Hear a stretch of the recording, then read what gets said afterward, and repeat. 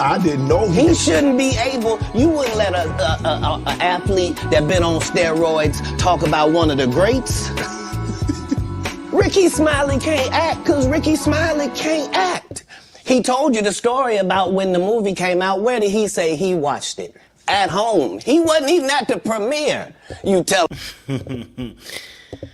Hey guys, welcome to Little Black Bird 91. We're talking to you guys about KATT Williams. We're going to have a few people on to come and have their say. But I've got to say, this is probably one of the greatest interviews I have seen in my lifetime. I can't lie to you, all right? Now, I've seen some great interviews. I'm not saying it's the best one. I'm saying this is one of the greatest ones I've seen in a lifetime. And I'll tell you why I feel like it's one of the greatest interviews I've seen. It is the response after that verifies this interview being true, right? On the internet, on Twitter, on Instagram, or wherever you are, all the people that came out to defend KATT Williams and tell us that he had done things for them behind the scenes was like biblical. That's the way it was almost sounding, you know? When the Bible tells you don't let your left hand see what your right hand is doing, that was literally what he was doing. And I think what's so powerful about it is that, you know, they verified his character and his integrity. And what I loved about it is that there was just, you know, listen, he liked to throw a little shade in there, of course. You know, he liked to be competitive. You know, he's got that energy, that spunk. He's going to make sure people, you know, get the business as well. I'm not mad at it, right? Because he's in a competitive environment, and I understand, you know, being a comedian, he wants to make people laugh.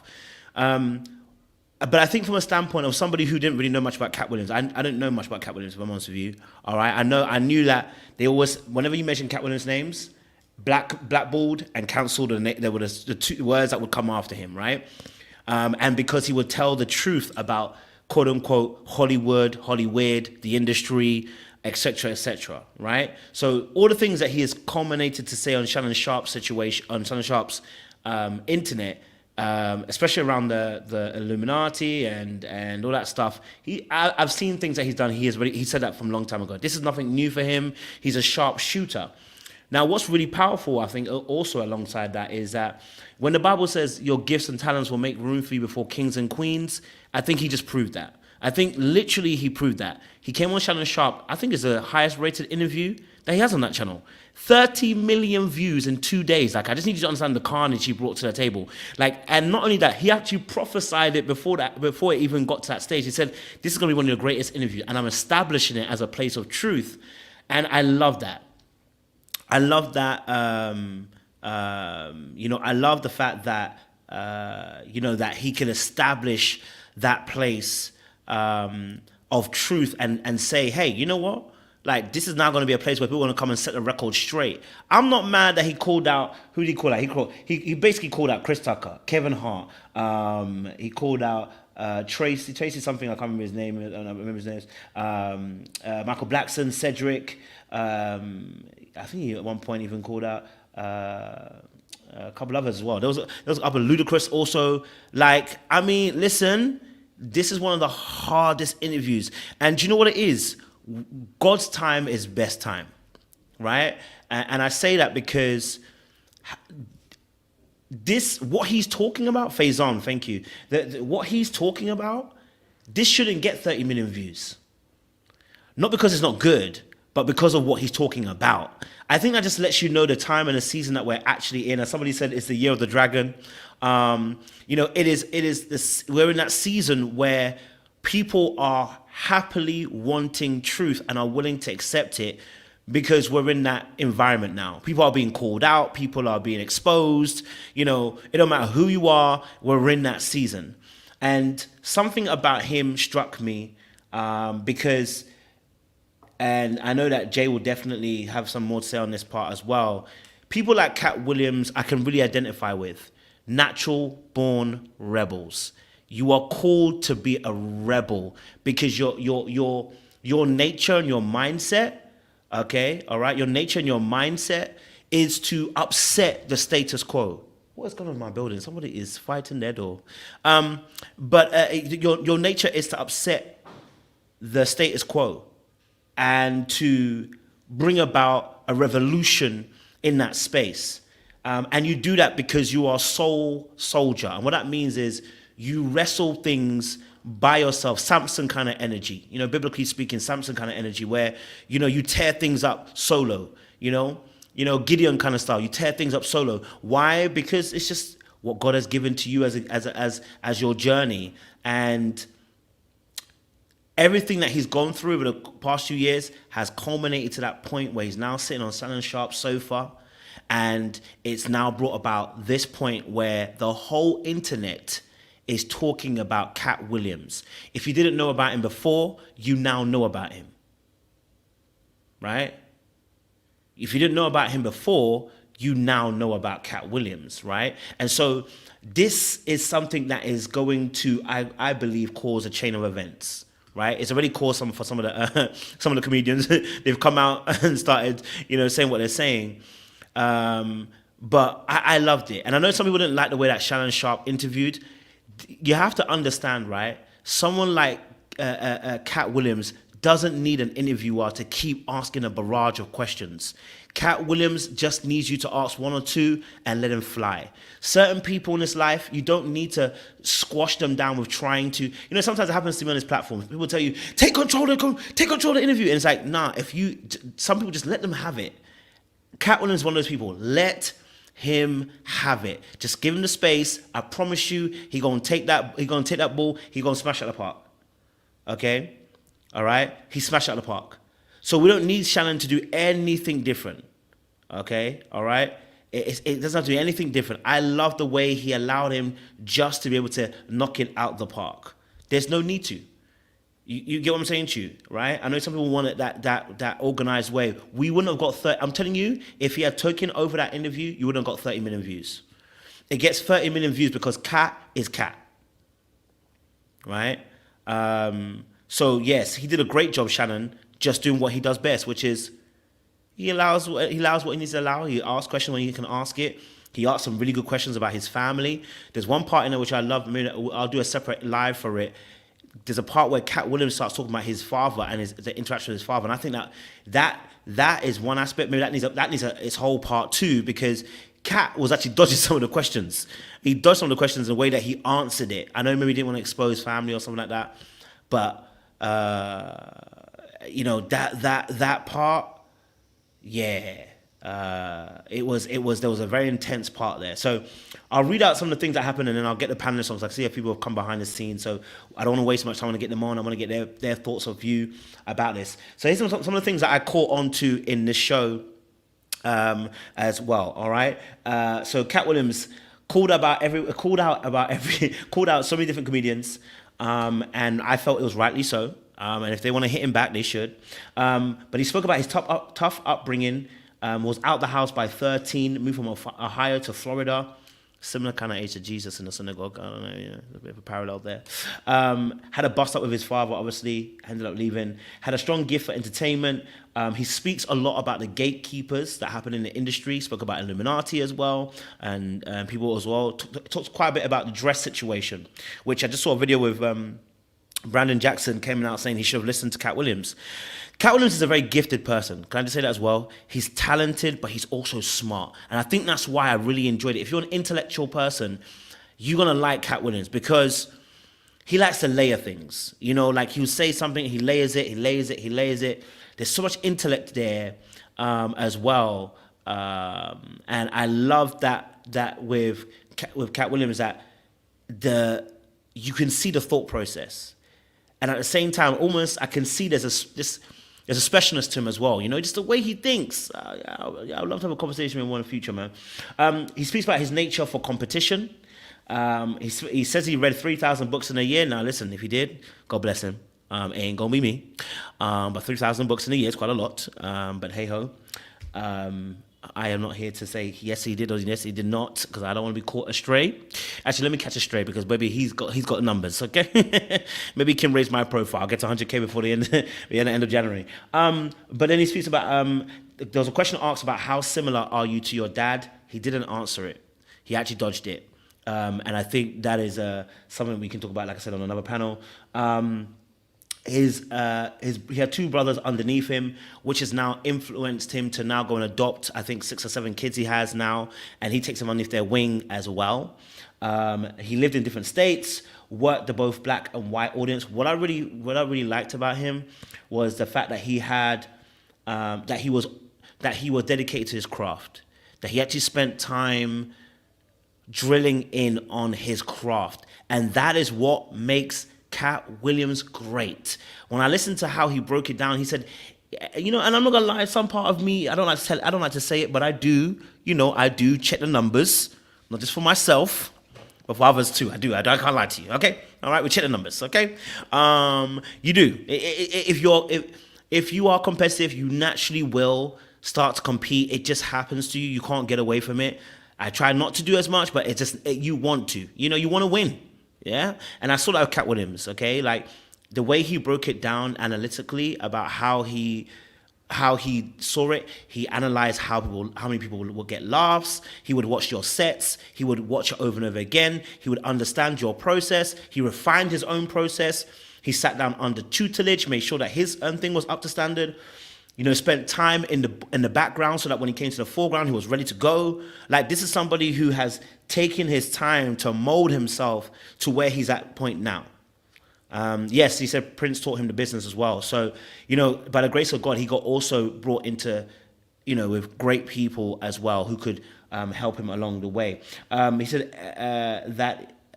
He said obviously that he didn't want to talk about his philanthropy. He didn't want to mention it. I love that. Again, as I said earlier on, he spoke about Martin and how I said Martin. What do I say? Martin Lawrence, and he talked about the dress situation that happened with Big Mama House.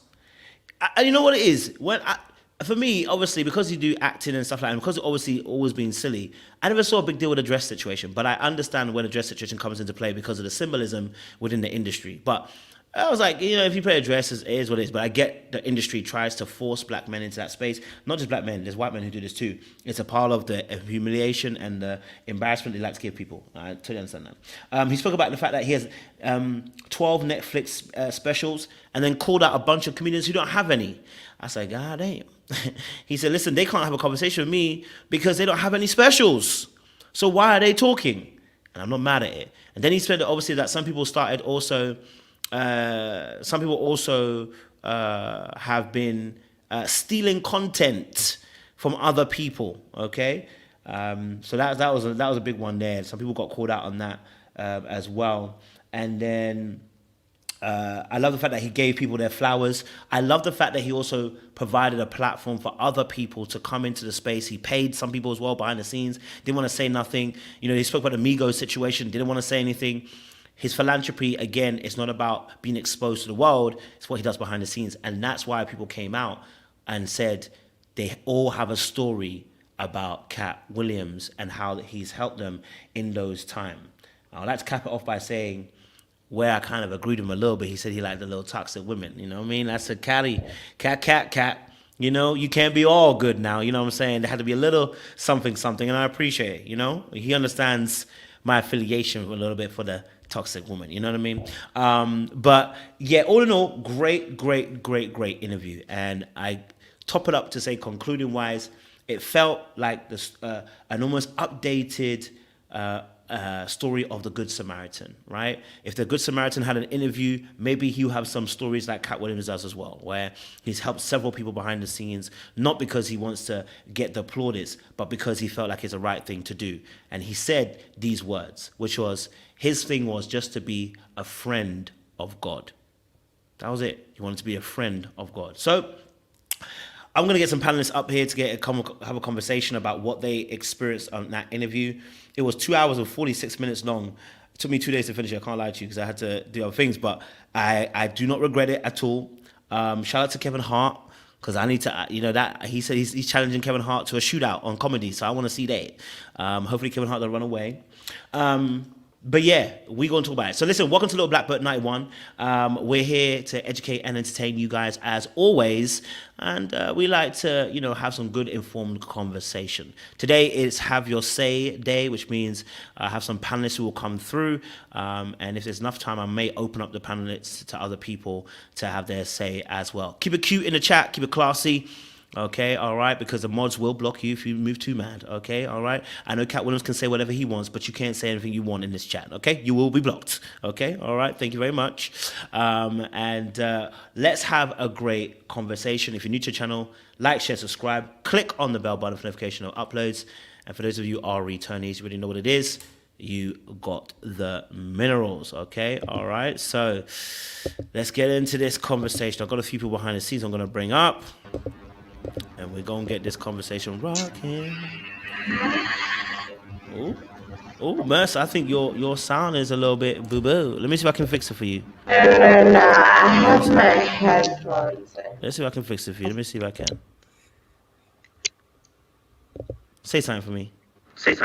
Hello. You're a little bit low, babe. It might be. Are you on Watch this. AirPods? AirPods. I took them out. Yeah, I just put them back in. Might be a little bit mad. Okay. All right. Okay, can you hear me now? Sound like you're underneath the waters. She'll come back. Someone said she's using the rose. Jay, Mr. VIP. I know Sean will come a little bit later as well. I just realized what that meant when he said the rose. Listen, Jay, what's your thoughts on this, KATT Williams situation? What's your thought process? What's your kind of feeling about this interview? What did you get from it? Your immediate kind of thoughts of this? He has some things to say. He has some things to get off his chest, and that's what he did. And he did it in a way only KATT can do it. He threw shots, he told jokes, but he also told his truth. Whether we want to believe it or not, it's his truth. This is how he experienced the things that he went through. And so he got a shot to tell it on Shannon Sharpe's channel. So I love that. Appreciate it. Mr. VIP, what's your immediate thoughts on the interview that you witnessed with KATT Williams? Yeah, this was a very wide-ranging interview. I mean, he was getting people to catch strays unintentionally, but intentionally as well. He was speaking his truth. And I think it was motivated by, like he said in the early stages, it was like he had seen other comedians come on and portray certain things that didn't actually go like that. So he was there to set the record straight. And, I think going into depth with his personal situation is something we don't get to hear about often because he's actually a very low-key guy. Even though he has Netflix specials and things, he still very much keeps himself to himself. So yeah, he dispelled a lot of rumors and a lot of talk about him, and yeah, he was there to really beat some people down for what they've been doing, violating him. Good interview though. I can see why it did so many views. It's a very great interview. I love that. Merce, talk to me. I thought it was absolutely amazing. Like, as an ADD person, I had so much fun just taking a trip with him. And depending on where you were at, he was giving you nuggets at every part of his interview. So there were spiritual nuggets, there were life nuggets, there were just so many things to have fun with over the course of the interview. So I know people are giving Shannon a lot of shit, but I just feel like a good interview is a well-guided conversation, and a good conversation was had about so many things. So I had a lot of fun watching it. I thought it was interesting though to see it now.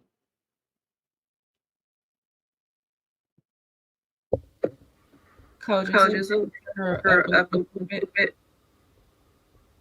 Oh, can turn it up? Okay, let me see if I can turn it up a little bit. Yes, I can try.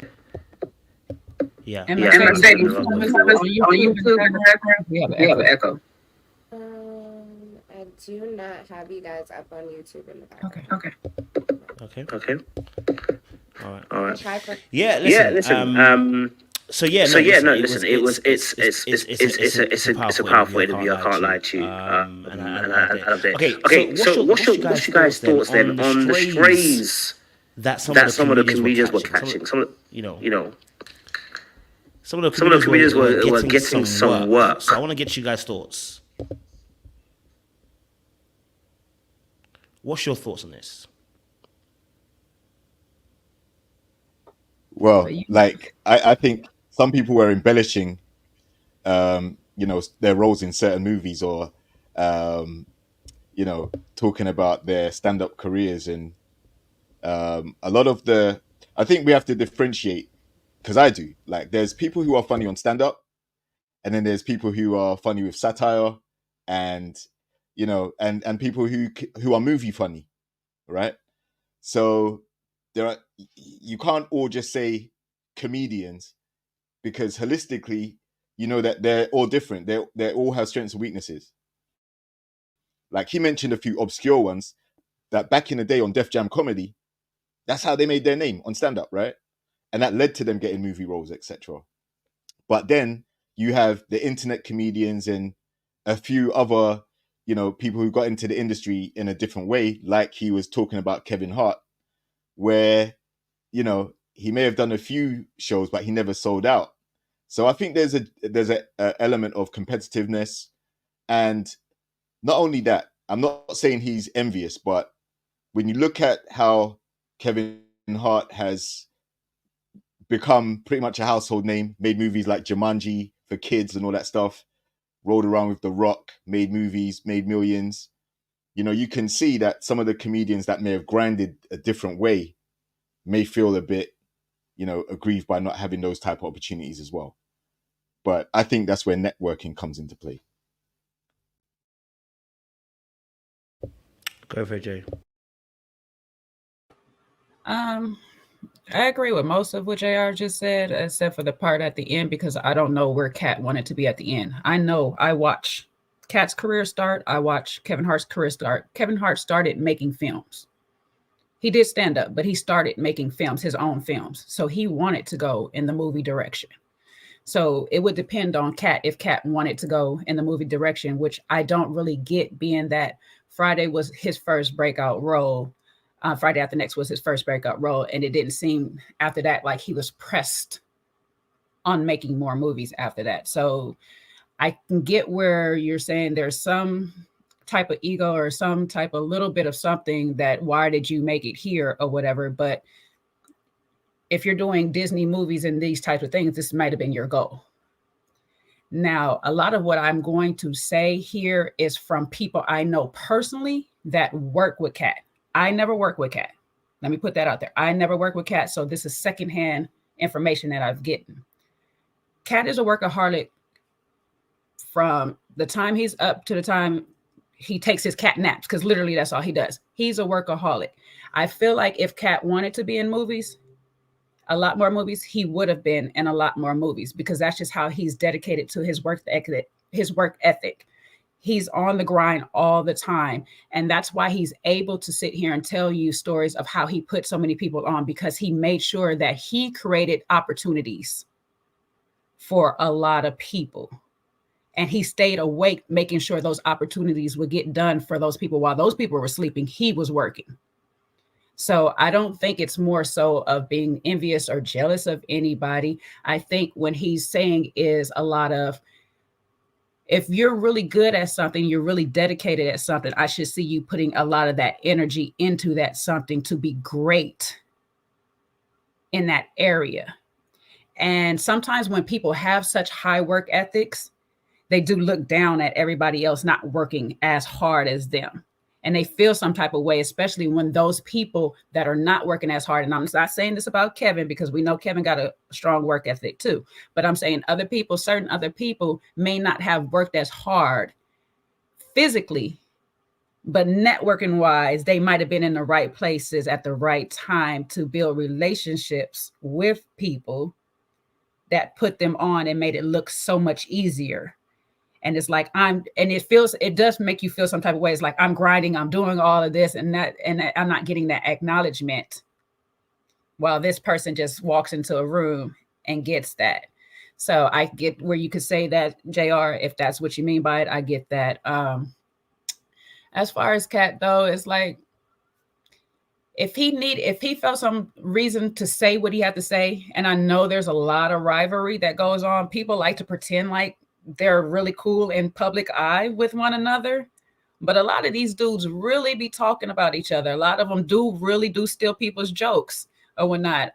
My boy Guy had put up a post where Bernie Mac tells new comedians, hey, you walking into this area, this space, don't practice in front of other comedians. He said it himself firsthand. A person like me, Bernie Mac speaking, a person like me will take your joke and magnify it. And because I have the status already, it's going to be first come, first serve. And they see me with your joke. It's now my joke. So he gave a disclaimer to up and coming artists. Hey, don't do this. You know what I'm saying? And that's just how the rivalry works. So it hurts when you walk into a game and you don't know that. And then you're proceeding to do your jokes, and you might be doing it on a smaller platform, and somebody takes your joke and just uses it and never gives you the credit, i.e. Cedric.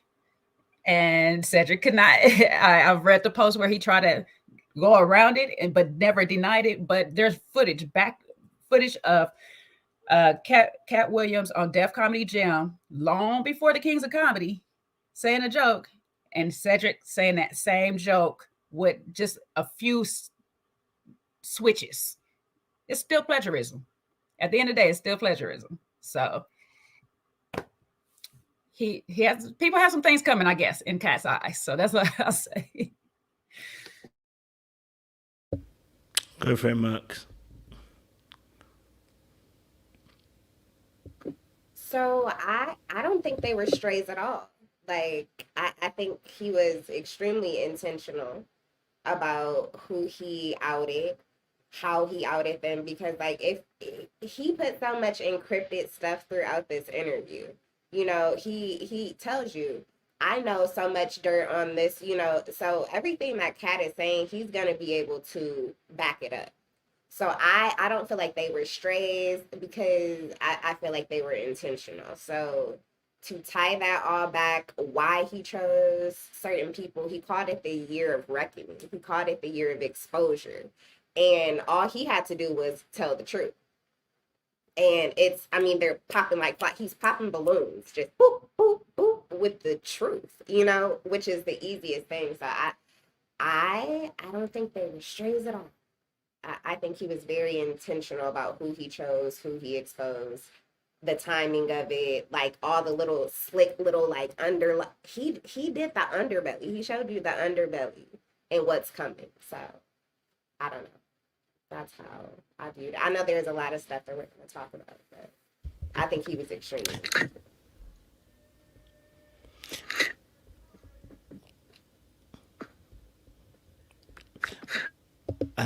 I think for me personally, you know, I think with the KATT Williams, did people get astray?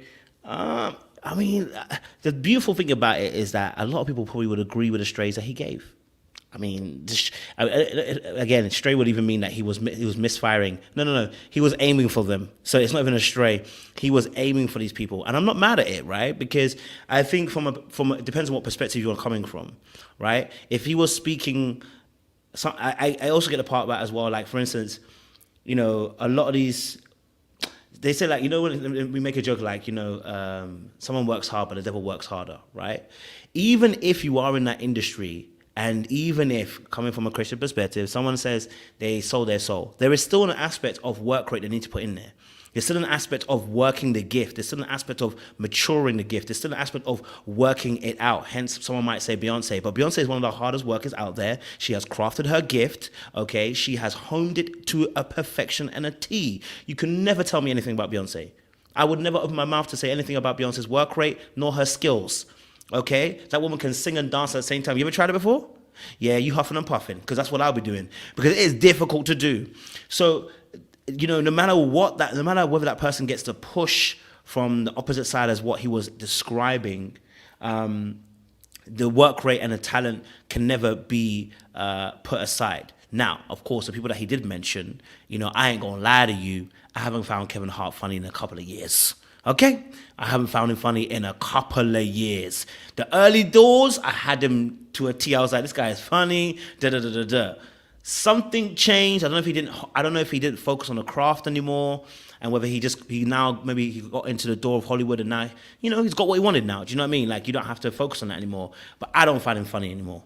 I struggle to watch his comedy specials or anything that he does. I don't find it that funny anymore. Okay, and there's a few others too who I don't really find that funny. Right, so.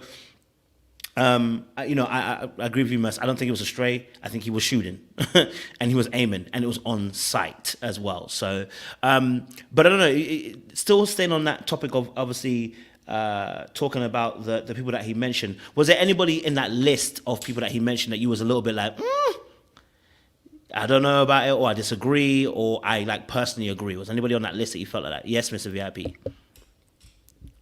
It wasn't necessarily that I disagreed. I mean, he was spinning a lot of tea, and the reason why I said it was strays is because some of the people he mentioned hadn't gone on interviews and talked about him.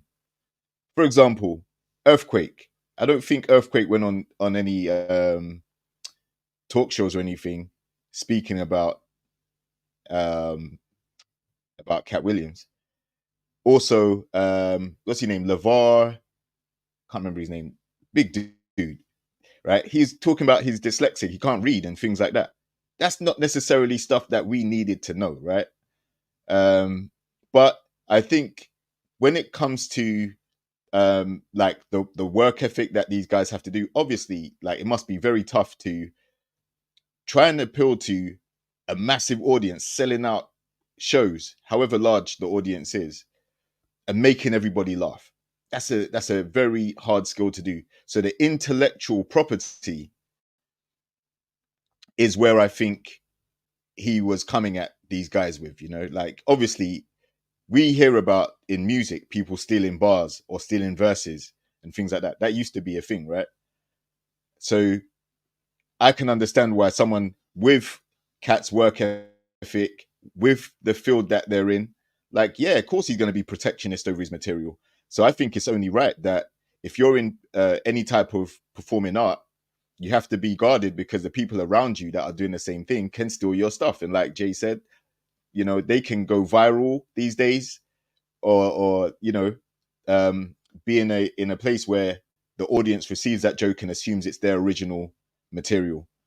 So I can definitely see why you'd have a grudge against some comedians. But like I said, he was mentioning some lesser known comedians that we don't necessarily see on TV, see on movies. We've only seen them either back in the day or on guest appearances and things. But he did that as well as talking about some of the household names that we've come to know. And I agree. When it comes to Kevin Hart, I mean, like I said, to me, he ain't stand-up funny. I've seen a couple and I never laughed once, right? So he failed at his job to make me laugh, but that's because his brand of humor isn't my thing. I'm sure there are many people who turn up to his shows and support him and everything and watch his movies and all that stuff. Listen, it was Soul Plane that introduced me to a lot of these people back in the day when it came out. I also watched Def Jam Comedy. I watched all of them. I still have them on DVD. So I know some of the guys that he's talking about. Now, when it comes to major players like Steve Harvey, Kevin Hart, and all these other guys, like I said, that competitive spirit that they have, because of course, I don't think it's right to pocket watch, but at the same time, if these people are selling their soul to gatekeepers and things like that, as was mentioned, to get to where they are, instead of getting there off of their hard work and merit solely, then I can see why there would be a chip on the shoulder in that regard. It's natural. Anyone have an opposing view or similar view before I talk about the actual strays that were actually sent in this episode? Yes, Mark. I think that, like, okay, for me, when I was watching it, I just felt like he turned down the music and said, who can really sing? Like, you know what I mean? He took the auto tune, he snatched the plugs up out of stuff and was like, you say you're a comedian, stand on it. So I feel like whether you were lesser known, well known, big name, little name, he turned on the music and said, "Let me hear you sing." Like, you ever been in the car, like, and I feel like he applied pressure. And all he's saying is, it's like you're scraping fool's gold off of shit. Like, watch this. It's not real. You know what y'all are buying into isn't real. So I I think it was intentional because he's trying to break a whole like construct that a paradigm that we look at these people through, and he's saying it's not real. Take the glasses off. It's not real. So he's gonna give you big names. He's gonna even show it goes down to the little part of the industry. So whether you're an A-lister, B-lister, C-lister, y'all are all playing in the same paradigm, and it's fake. Y'all are, doing things, compromising yourselves to get a B-list spot, a little spot. They don't care if you're on film and you're in stand-up. They're chasing this facade, and all he's saying is it's not real. Pop his balloon. It's not real. You can make 40 million. Pop it. It's not real. So I think it was, again, intentional. Like, he was strategic with who he chose and why. What you say, Mercy, that is like so true. What he's telling people right now, and this is a thing about comedy, when you really watch Def Comedy Jam, when you watch Comic View back in the day, when you watch all of these shows that had comedy, it was raw. The comedians, when they step on stage, they're raw. They're free to say whatever, and there was a beauty in that space. Once you start getting to a certain level, we start getting the comedy like Kevin Hart, where it's no longer raw. I have to watch who I'm talking about because now I'm offending people who is now going to mess with my pockets.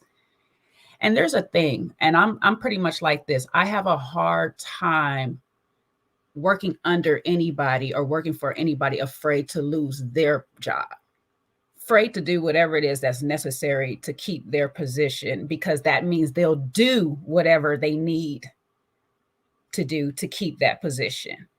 And the whole thing about this whole thing was integrity. What are you doing to keep your integrity within your craft? You say you're not going to put on a dress, next thing you know, you're in a dress.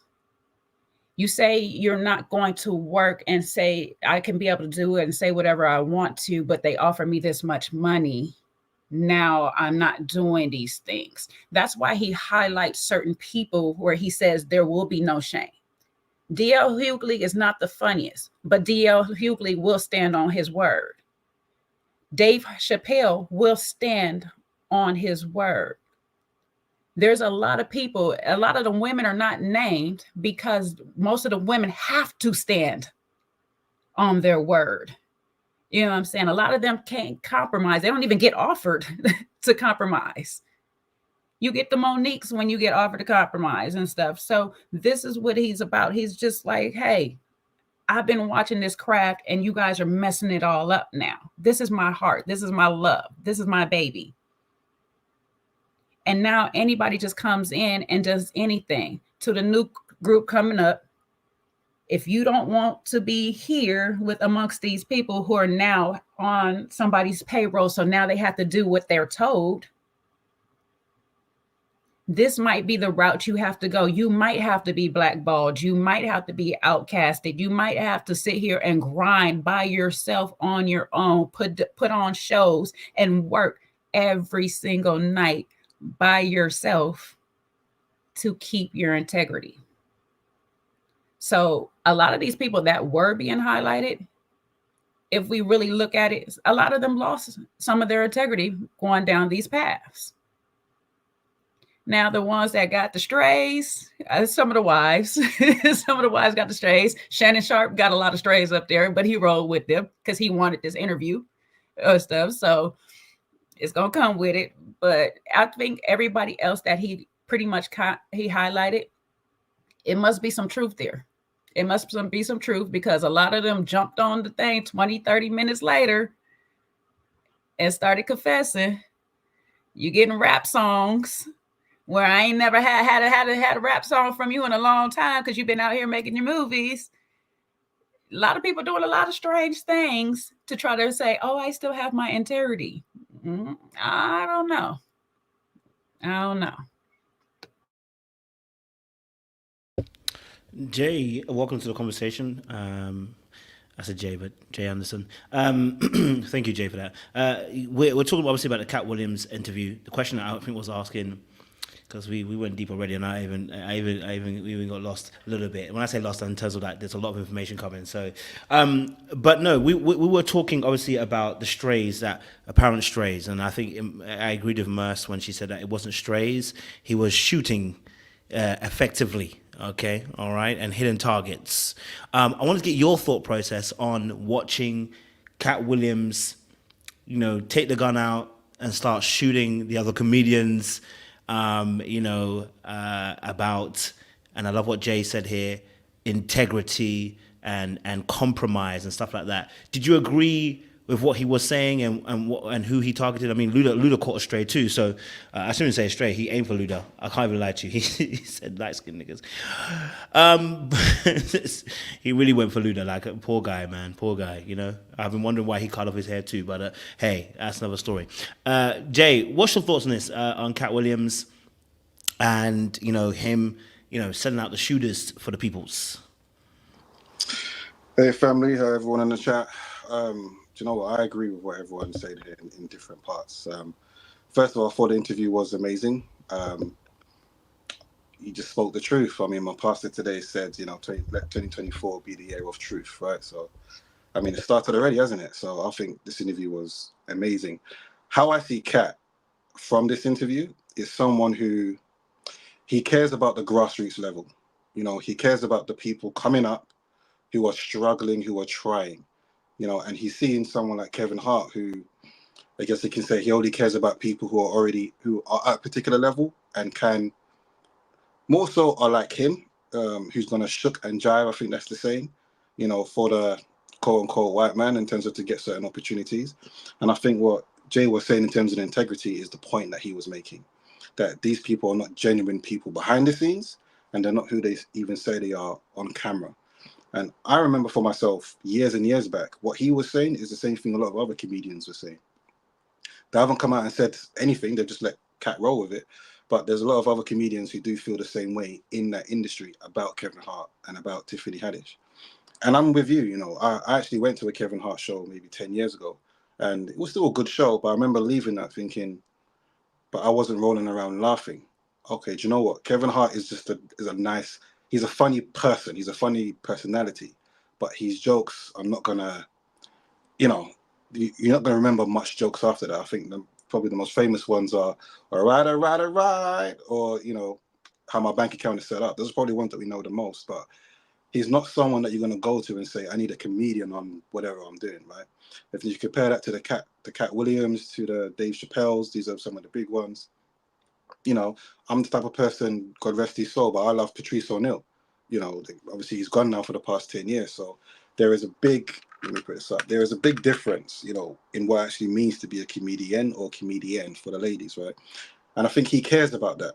He cares about what's happening behind the scenes. I've watched about 30 videos over the past 2 days of people coming out and saying he actually does care. He helps people at the grassroots level. Someone like Kevin Hart doesn't really care like that, and he's giving chances to people because those are the people he wants to bring in. But he's also trying to snap at Kevin Hart, trying to snap at KATT WILLIAMS for quote unquote messing things up. But it's a lot of hypocrisy and contradiction going on there. I mean, Tiffany Haddish had to cancel a show last month because of a DUI. And that's going to make me come back in probably March. But Kevin Hart's come out and said, do you know what? If I have to do it myself, I will do. So to me, there's a lot of things happening behind the scenes. A lot more people could have got strays. Hardly anyone has come out and called him an outright liar. The one thing that I don't like that people use as a tactic, and Kevin Hart is using it, so the Luda, is trying to discredit him by calling him crazy or on drugs. I don't know if people notice that. That's one thing I don't like that people do. Because you haven't really got a leg to stand on in what you say.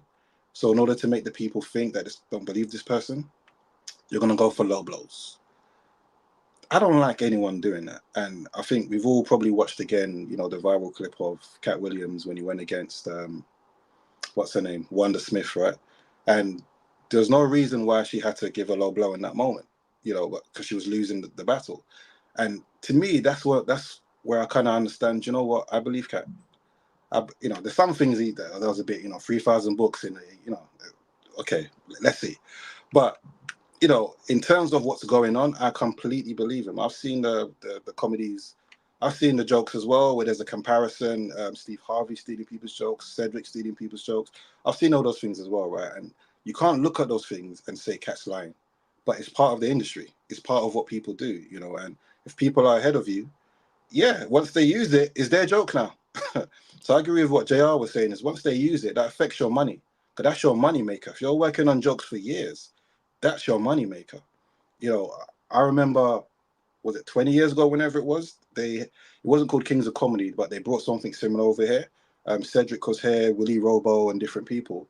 And Cedric actually said that same joke, with the spaceship. I don't know it was Cat's joke at the time, but, he actually said it. And it was funny when he did it. It was definitely funny. But it puts things into perspective, right, about what is actually happening behind the scenes.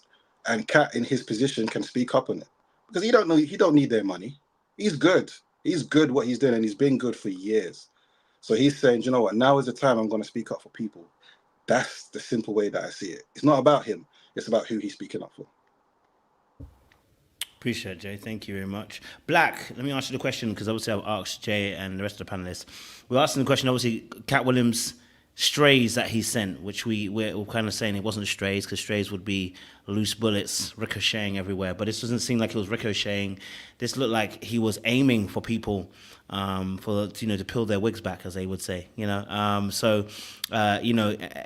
was your thoughts on KATT WILLIAMS going after other comedians and people like Ludacris as well? Ludacris got hit with a stray, and his wife got hit with a stray. I mean, so I keep saying stray, and it's inappropriate to say stray because he was aiming for them. His wife caught the stray with the with the bullet that he was sent for Luda. So I want to get your thoughts around that. Was cold. I can't lie to you when he said that, but shoot, I understand what he was trying to say. What's your thoughts, Black? Yeah, I really do believe that my opinion will be the most unpopular one here. Because in the KATT WILLIAMS interview, I had to be honest with you. Everything he said, it was nothing new to me. It was nothing new to us, to be honest with you. We know comedians steal jokes. We know Steve and Bernie had beef. We know that these things happen, right? So it wasn't so much of, oh my goodness, he's telling the truth. It's to me like, why?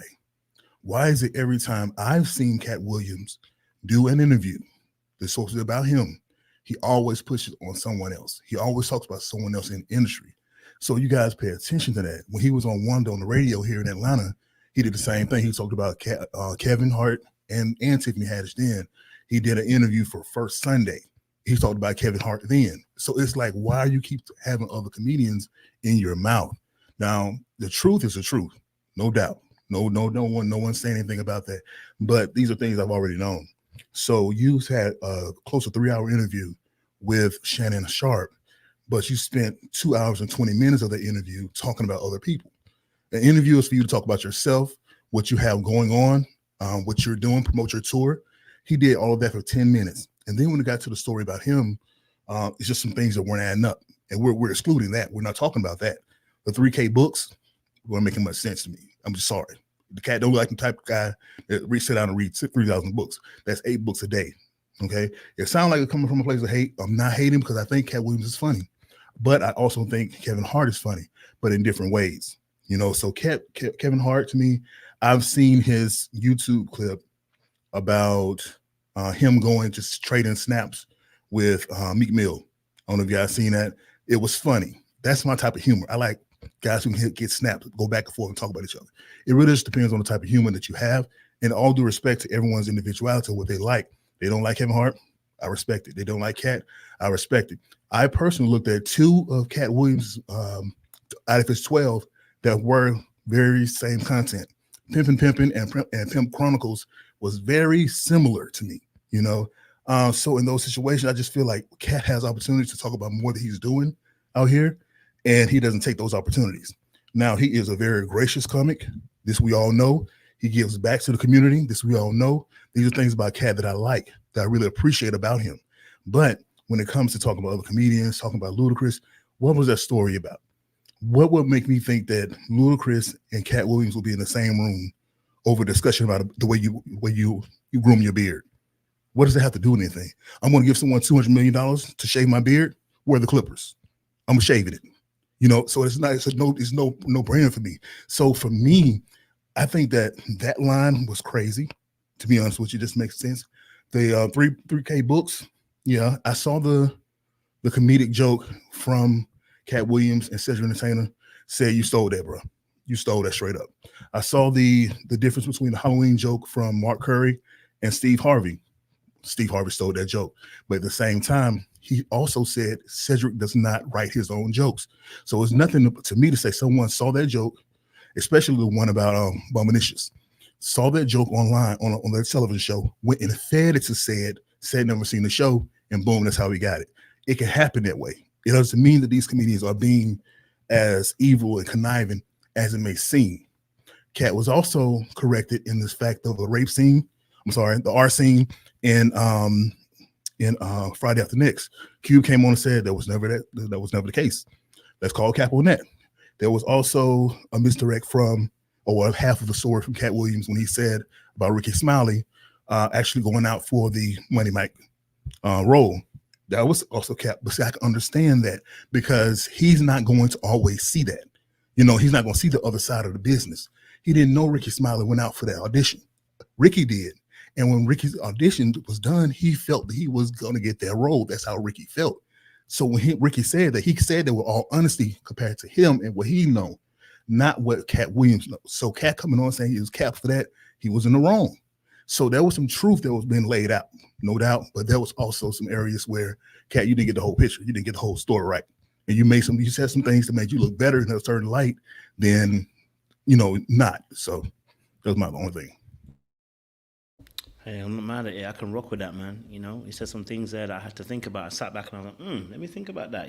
I've been riding the KATT train a little bit, pause, and a bit heavy, but you making me think a little bit more by that perspective. To consider a bit more of the wider context of the situation. I have to remember also too that he's a comedian, but he's also a business person. He understands marketing. He understands how to promo. He understands also as well how to tell a story, because we all exaggerate some of our stories. I've got a few stories I've exaggerated a little bit, just a little, hyperbole here and hyperbole there. You know what I mean? All right. So, we are doing a little something. So I like that perspective. Thank you, man. Keep that perspective. It's good. Precious, the question we're asking is, what's your thoughts towards KATT Williams sending out bullets to all these different comedians and stuff in that interview? For me, I love it because a little beef between comedians is always really, really funny for me. I think that's like the best kind of beef because it's usually like, tends to be non-violent, brings loads of funny memes. It's great for the internet. I do agree with Black in some cases of saying that I do think there was a bit of exaggeration from KATT in a lot of things that he was saying. But I think that's the stuff showmanship in him. That's the comedian in him. That's the eccentric person in him. I don't know, maybe it's just me, but I don't feel like it was intentionally malicious. I think he has a viewpoint of how things have gone down for him, and he's going through that I guess some of it did come across a bit righteous in a way. I think he has his morals and his standards, and he tries to stick by that as closely as he can. And I think sometimes that can come off a bit righteous in some of the things that he says. And obviously he says he's got receipts for all these things. We haven't seen those receipts yet, but we'll take his word for it. But I think, a lot of it was that sort of hyperbole way of just talking and being a showman. I do think a lot of it was true. I think he has probably been dealt some bad hands just because of some decisions he's made because of the things that he thinks are important and integral to him. And I think that is upstanding regardless of whether it makes business sense or not. I understand what Black was saying about he spent a lot of time talking about other people, but I think a lot of it was him just being able to tell his side of the stories that have been permeated out there for a long time, that he hasn't really maybe had the biggest platform to be able to clear up all in once. And I think he was just like, fine, I'm just going to spray the bullets in one go right now while everyone is watching. Nothing's really happened. It's January. We're just coming into a new year. Everyone's going to be looking and paying attention to this. So let me use this opportunity to do just that. And I think that's what he's sort of kind of done. And it's interesting to see how other people have responded. Other people that have been mentioned have responded. I think it clearly indicates that there is some truth to some of these things. No one has outrightly come out to say he's lying, or they've tried to discredit him. I do think he does come across a little bit manic in his delivery. So I do look at it, a bit, and I try to think about that, because even some of the grandiose things that he says, it does give me a little bit of, he seems a bit manic. But then again, looking at Katt Williams, he's kind of always had that presentation across his career, so maybe that's just how he is in general. So but yeah, I enjoyed the interview. Katt Williams is hilarious. He's he's out there, isn't he? He's him. He's never changed. He's always been him, and I think that's why people love him, and I think also that's why a lot of people don't like him as well.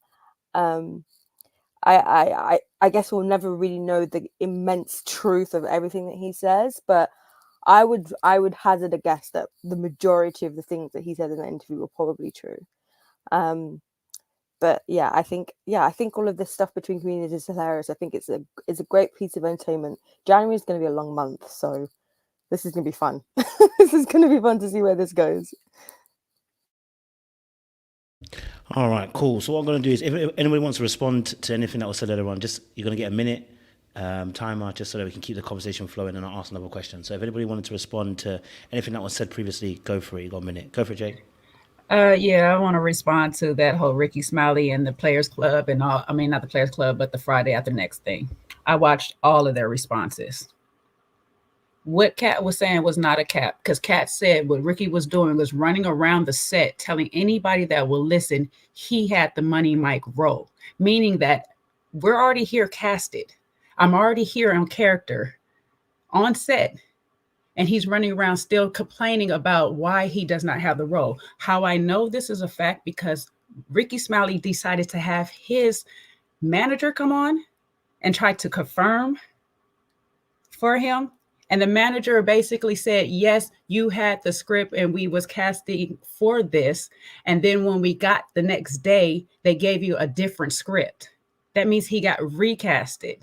So he was still mad because he personally wanted the Money Mike role.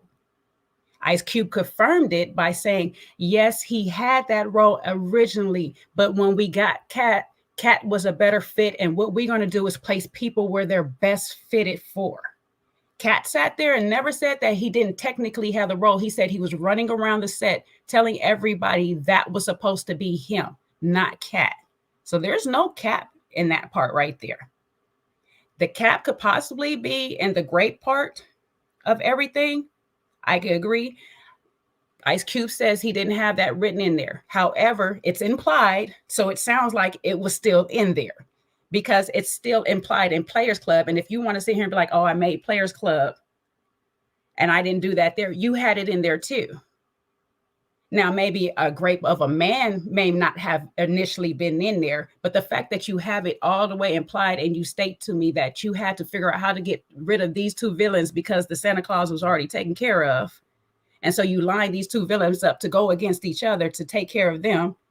Why would he be in the bathroom with the whole scene like we're in prison still, if that's not what you were going for, or if it was somewhere in there and maybe KATT had to say, listen, we're not about to do a whole full-fledged thing of this. We could twist it at the end a little bit. So I think there might be some slight discrepancies of how they both view it, but it's still in there. It's still in there. So there's really no cap to any of that part. Okay. Anyone else got a quick thought before I change the question? Or quick response to that? Mr. VIP then, Jay. I'm gonna keep it to a minute, guys. Yeah, I'll put a timer on this time. So go for it. Yeah, I was just gonna say, like, I agree with Jay, because like, I saw the Ice Cube live as well, where he clarified a lot of the situation. Right, he confirmed a lot of things, and obviously Ice Cube, it being Ice Cube's movie, like, he would know what roles he wanted people to play and why certain things happened the way they did. So I saw that too. I think in a way you can say that Cat continued his philanthropy, because every name that he mentioned in this interview, like, people now know about them and will probably go and look up their material to see if what he said was true. So he gave them an alley oop, a lot of people. And I just saw Mike Epps a little while ago say, "Why didn't you mention me? Like, you go and break the internet and you didn't mention me. We did next Friday together. You could have thrown me at alley oop." So I think Cat, like, as much as we say he had a lot of scores to settle, but I think he just spoke his truth. He spoke his piece, and he was the gift that kept giving this interview, for real. Thank you. Yes, Jay, go for it. Jay Anderson, go for it. Then Black. Two things. So I think we have to remember that this was 20-something years ago. So everyone's memory might be a bit skewed, right, in terms of what happened. So I'm not going to say everyone, remembers things exact. They could do, but it's a long time ago and they've never really had to think about it since then. The second thing is, in regards to the Ricky Smiley piece, so I saw the interview too with, I saw what he said on his radio show and what Ice Cube said.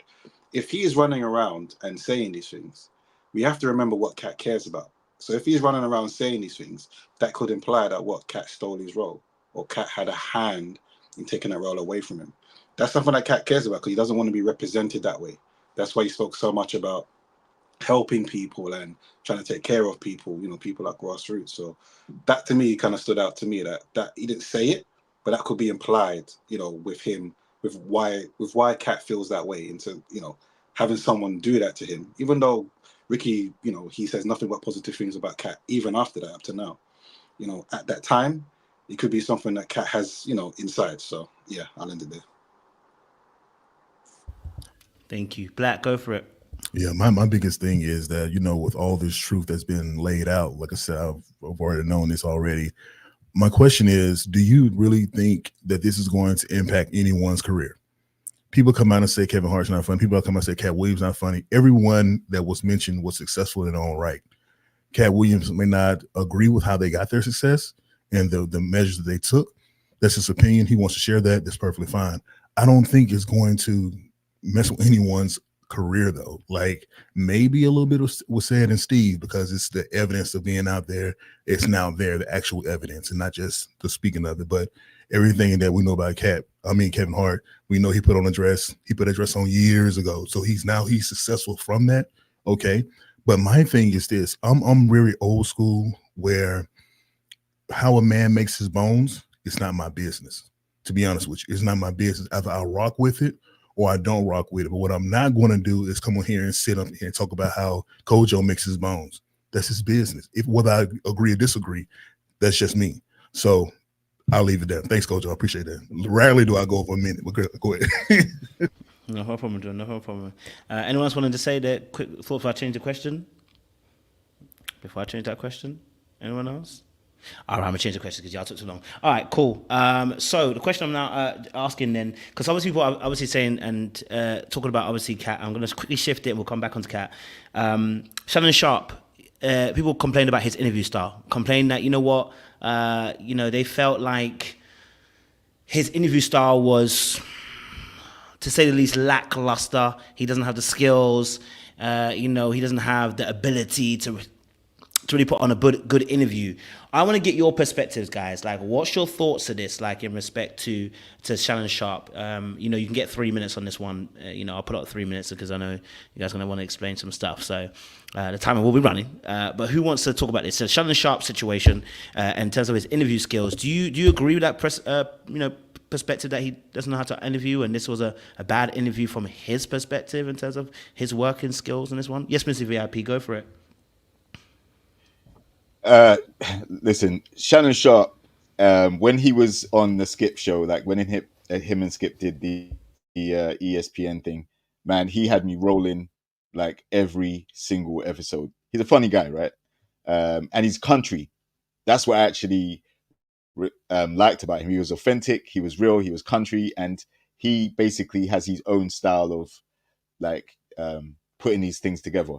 And now that he has the Club Shay Shay thing, which also started on ESPN, like he was talking about sports and everything, but he would have celebrities and athletes come on and do like his own Club Shay Shay thing. As soon as the ESPN thing fell apart, now he can go solo with it. He has more freedom, but he also has more journalistic, a more journalistic approach, right? Because it's no longer just about football and NBA and all these other things. I don't have a problem with how he interviewed KATT at all. It's pretty much the same way that he interviews everybody. It's a conversation, a drink and a conversation, and it's a way to bring out the depth of the interview without, interrogation. It's more like a conversation than an interrogation. So I ain't got no problem with his style. And he does study, he does prepare, he does a lot of work. He's very knowledgeable about the person that's in front of him. So that's why I rate Shannon's style of interviewing.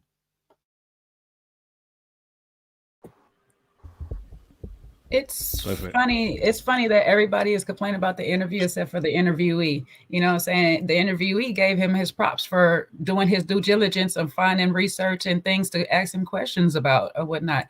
That's what Shannon Sharpe does. He's a journalist. His thing is to go and figure out what questions need to be asked and let you do the rest.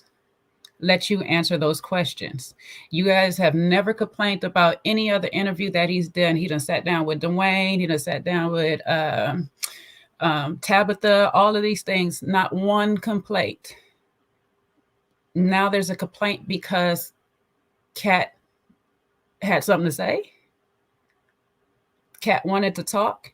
I personally, and this is just me. Sometimes I personally prefer interviews like this. Let that person either get what they need to get off their chest or hang themselves in the process. It's one of the two things that's going to happen in it. Sometimes people need a moment to talk. And if an interviewer just keeps giving them questions, nothing really gets flushed out.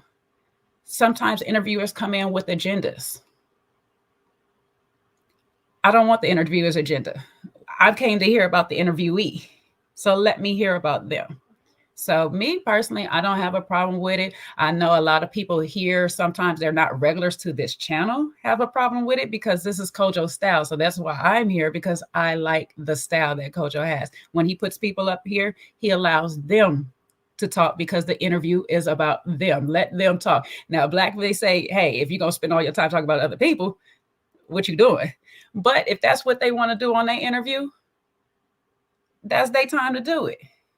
This man chased him for some years to get this interview. What are you going to sit here, cut him off at every turn? Let Shannon done did what he was supposed to do, and he about to go to the bank off of this interview. I'm not mad. I'm about to try to take some notes and figure out how to do it too. Definitely going to the bank. I agree and then disagree with what you said, Jay. I don't think that Shannon is a journalist. I think he's a football player first, and I think he understands that because he has that conversational type of interview, like JR was saying. And I like that. I appreciate that because it sounds like you're in on a conversation more so than a back and forth. He has a staff that looks up and does the research, which is good. I love some things they pointed out though about his childhood, how he grew up. He grew up homeless. He moved from Ohio to Florida. I like all of those things I really didn't know about KATT because I don't follow like that with anyone. But it was refreshing to hear that piece of it and hear KATT talk about that side of it. So yeah, I think we got to give Shannon a little bit more, a little more grace when it comes to that, just because he's not a natural journalist. Football came on, started talking back and forth with someone on their show, on their platform, and does it again. Then he created the Club Shay Shay. He's getting better at it, but that's not his go-to for real. That's all. Well, I'm sorry. I should have clarified. Football journalist, not a.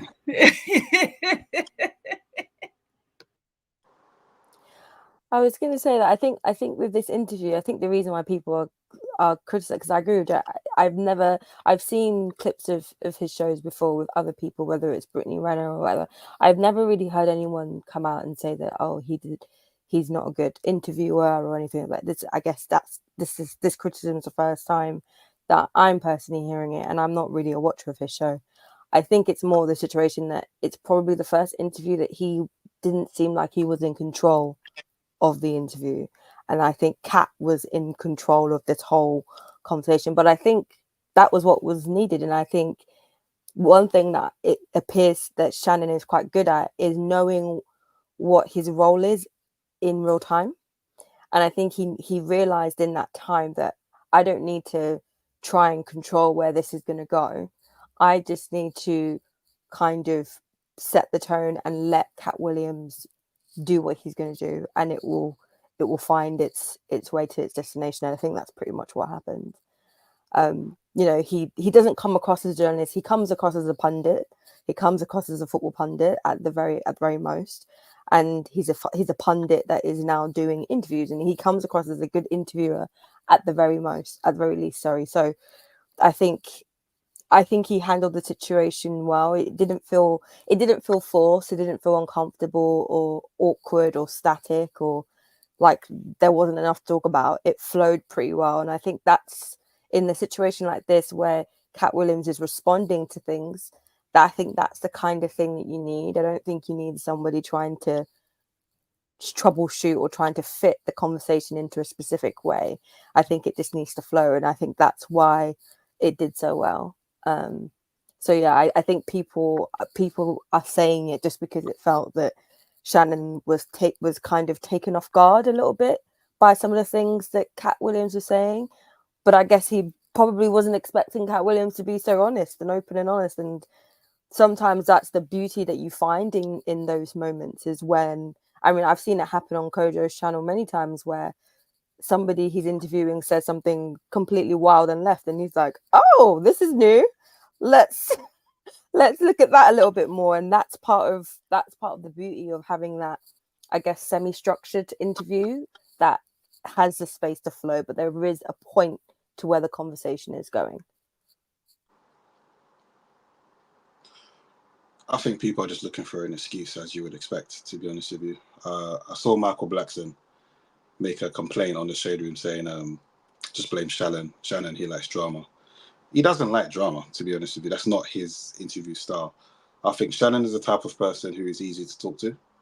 He is known throughout the industry in general, so people just on a man-to-man level at the least, right? It's, he's known that he's a great guy. He's, people talk to him in general, and he's just transporting what happens behind the scenes in front of the camera.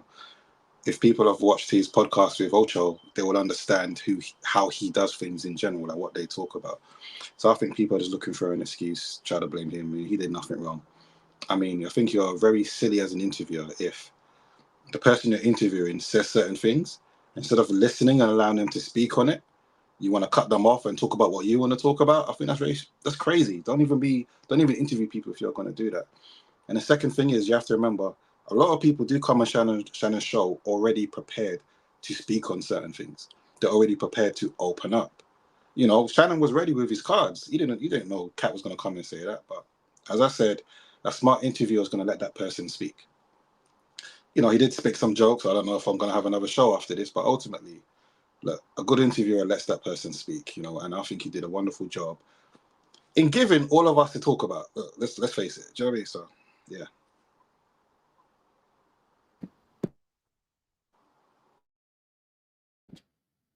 I also think he did a fantastic job. I think that, like, as an interviewer, one is to be a guide to a conversation. I think with somebody like KATT, to be able to hang on to all of the intricacies, because he was able to tie it back multiple times. So that's what I personally look for in a good interviewer. If you're able to hang on it, tie it back in, let that person go on a tangent, but bring it back. And I think that Shannon had a very good way of doing that. I think he's become a better interviewer in that whenever he was getting into something touchy with KATT, he would share something vulnerable in order to, you know, to let Kat know like this is a safe space. And say what y'all will about Jason Lee, but a lot of people go on his platform and say he creates this safe space for me to just, you know, talk and to be honest and to do that. So I think Shannon is gonna get an A with me. He created a safe space. He himself was vulnerable in order to get Kat to, you know, tell truths. He was able to hang on through Kat's, you know, whimsical tale, through, I call it the little Wizard of Oz hole that he takes people down. And he was able to bring it back. So for me, it's a plus. I think it had all the good things of a good interview: vulnerability, humor, facts, a lot of truths, and a little bit of tea. So he did a good job, in my opinion. But that's it. Appreciate it. Mm-hmm. Has everyone said their piece in this? Fantastic. Let's move on. All right, cool. So back to KATT WILLIAMS then, in the situation, right? I want to ask a question. It's a quick one. It's a quick one. It might not be a quick one. I know Black, you addressed it, but I want to ask the panelists. Luda caught the hardest stray, but not only did Luda catch this stray, his wife caught a major stray too. He basically called her a basic light-skinned woman and said, this is a part of the module that you get when you decide to sell over your soul. You have to cut off your hair. You know, well, for him anyway, he had to cut off his hair, choose a basic light-skinned woman. Did we agree with this sentiment that he put across? Do we agree with that? Do we think that KATT's exaggerating there? Do we think KATT's hyperboling? Do we think KATT's just doing a little bit too much in that scenario? Can we see where he's coming from? What's your perspective on this, on the Luda bullet that was given? Because that is quite a deep a thing to say, because that's someone's wife as well. You know what I mean? You know, so it's quite a heavy touch. Who would like to take that on? I've set you at 2 minutes for your responses. Who would like to take that on? Yes, Jay Anderson. Thank you. Go for it. I'll go first. I think we have to remember there's a lot of inside information that we don't know, and that may have not been completely random in terms of choosing to have a shot at him. You know, so we have to remember that there's so much that we're never going to know, especially with the way Luda responded. That shows me there's way more to what's going on than just what we think it is. Now, in terms of what was said, I mean, no one is really going to argue that when you're given certain opportunities, it comes with certain requirements. People will tell you to do certain things. That could be something as simple as cutting off your hair or doing things behind the scenes that are, if people found out that you did, yeah, they would have an issue. And whether we like it or not, whether that's the US or the UK, it is a conversation about when people get to a certain level, why do many Black men choose a similar type of woman, who looks in the same way? It's not a conversation we're starting today. It's a conversation that's been there for a very long time. So I think KATT was just making a point. I'm not saying it was okay. I mean, there's no point going for someone's wife. Keep that out of it. But I think it's just a point that a lot of Black people discuss in terms of, let's call it rites of passage. When you reach a certain level, there are certain things that people do. I guess it depends who they're around, but there are certain things that people do. And yeah, I'll just end it there. Appreciate that. Who's next? This ain't really to them. I was like, damn, I'd have caught a stray. How I get a stray? Like, how'd I get in it? I was like, shoot, can I? But then I was like, damn, I'm not even a basic one because I ain't even got one of them. I ain't even with the man. I just had to lighten the room for real quick. But yeah, I agree with Jay. Say we don't know the ins and outs. A lot of things. It could be some truth behind a lot of it. We do see a lot of it going on that a lot of people that we perceive may have compromised do have certain things when they get to a certain platform. You know what I'm saying? Majority of these people that he did highlight do have a lighter shade woman in their life.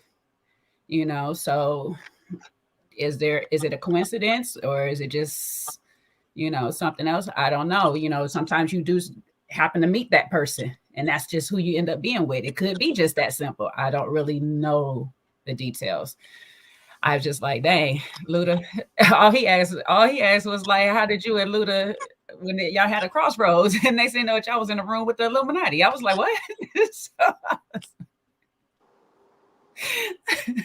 It was just like that scene off of House Party when they had the Illuminati scene. I was like, what just happened? I don't know what's happening right now. I don't. Okay. So that part I was a little up and down about, but then Luda made the song and I was like, oh, well, you're not denying it. So.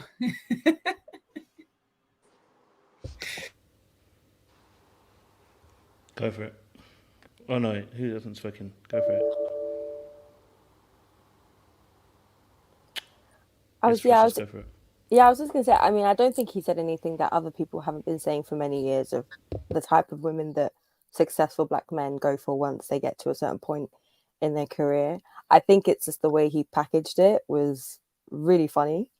So people have kind of ran with it. But it's the same thing that most people have said. Like, you know, they kind of go for a woman who looks a specific type of way.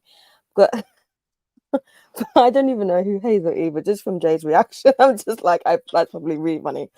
Um, but yeah, but I also feel like in Ludacris's defense as well, in a way, when you're in those kind of circles, a lot of the women that get invited to parties or events kind of look like that anyway. So the chances of you just meeting a woman who looks like that and marrying her is high. So it's not necessarily that was because of something that he did. He could have just, she was around his circles, he was attracted to her, they clicked, and the rest is history. So I think it's a tricky one because you can see both sides of it happening. But I just feel, I feel like I think Katt Williams, he thought of the joke, it came out, it landed, it is what it is. But yeah, I think poor Ludacris kind of caught straight. I haven't heard his response, so I'm not really sure what he said in response, but I'm assuming it wasn't something that helped clear the air. So, but yeah, it was hilarious, and there is definitely some truth in there, I guess.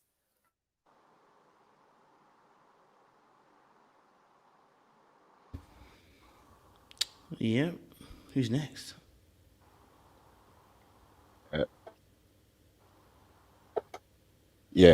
Listen. He said, weird face, light skinned women who don't give interviews. Like, speaking on someone's wife is wild like that. Like, his wife is nothing to do with his whatever beef or grudge he's got with Ludacris. Wife ain't nothing to do with it. That's kind of why, to me, some of them strays was unnecessary because he didn't even need to say that. He could have just talked about his beef for Ludacris and how Ludacris got his role. And at the end of the day, Ludacris is another guy. He ain't even a comedian.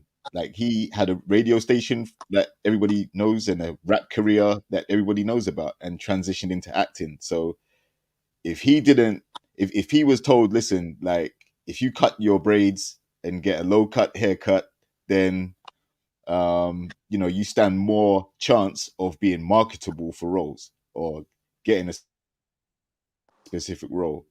And he chose to do it. And he's now 10 sequels in to the same movie. Like, if you've seen one Fast and Furious, you've seen them all. All right. But he's managed to be a part of this franchise and make a killion. So that was just hater talk to me. Like, if you got a personal rivalry, that's cool, but he didn't need to mention man's wife like that.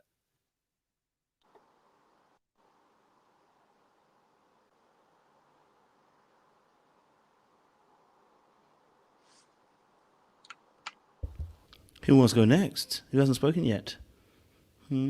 Yes, Max. Yes, Max. So I just have to, like, I guess for me on this one, how do we know that it's not true? And we're just gonna say allegedly and hypothetically, because he was throwing out satire, he was throwing out elements of truth mixed with jokes, mixed with lies, mixed with all of this stuff, right? And you have to sit here and try to decipher, okay, what was the truth, right? But I think in a bigger scheme of things is the message that selling yourself or selling yourself short, selling your talents, to the highest bidder. Is that what we are supposed to be doing, or should we just be going with the raw talent? So I think that he's just trying to shift your eyes. Like, Luda, poor baby, but I mean, he might have been a delusion, or there might be some truth to this. We don't know. Like, he could have just been, poor little baby. He a middle child, and he getting the brunt of it. But I think the bigger picture is something that we do have to ask ourselves. Are we willing to continue to pay into people like Kevin Hart, who aren't that funny, but, they got the most Netflix specials, or, I'm able to see him in my city. Do we continue to pay for somebody who we don't feel like is funny, or do we find that comedy club, that hole in the wall, and go see some real talented people? Do we continue to stream, artists that we can't stand, but there's rap battles and there's singers that sing underground? So I think it challenged your whole, why do you like them, is basically what I got from it. So I think Luda was just an example of, why do you like Luda?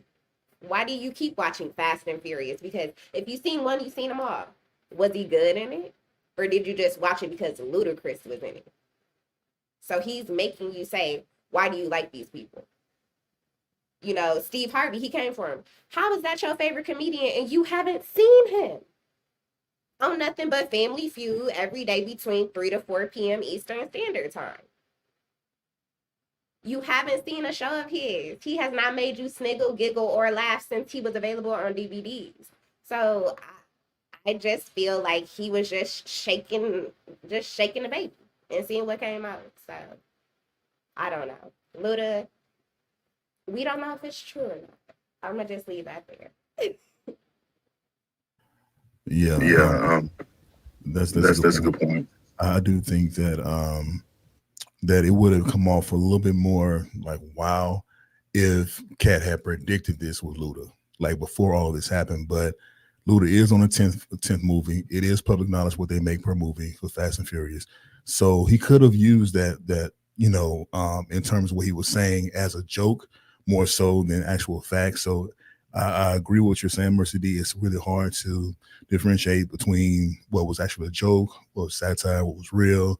Well, the real parts, like I said, we already knew those. So with the satire jokes and everything like that, it's kind of a mixture there. It's just really, really interesting. Like you said, Mercy D, you said KATT went after Steve Harvey about, the things that he's done. And he went after everyone, but I don't know if we want to get to this. And just throw your hand up, Kojo, if you are. I want to just touch on what he said about earthquake. The earthquake situation was kind of interesting to me because he said he's a fan of earthquake. So why are you gonna go in here and say this man can't read? Why would you do that to someone you're a fan of? So that kind of threw me off too. So I don't know if we're gonna talk about that either. But the Ludo situation, these are things we already knew coming in. We knew about the 10th move and all that stuff. So yeah. Not sure if that was real, true, or just a story. Cool. Anyone hasn't spoken on this topic? Has everyone spoken on this ludicrous situation? Luda. I mean, personally, listen, let me just say, I think, it was an uncomfortable, quote unquote, perceptive truth. Let me say that because obviously it's perception, right? But it was an uncomfortable potential truth that he's saying, right? Because it could be true, right?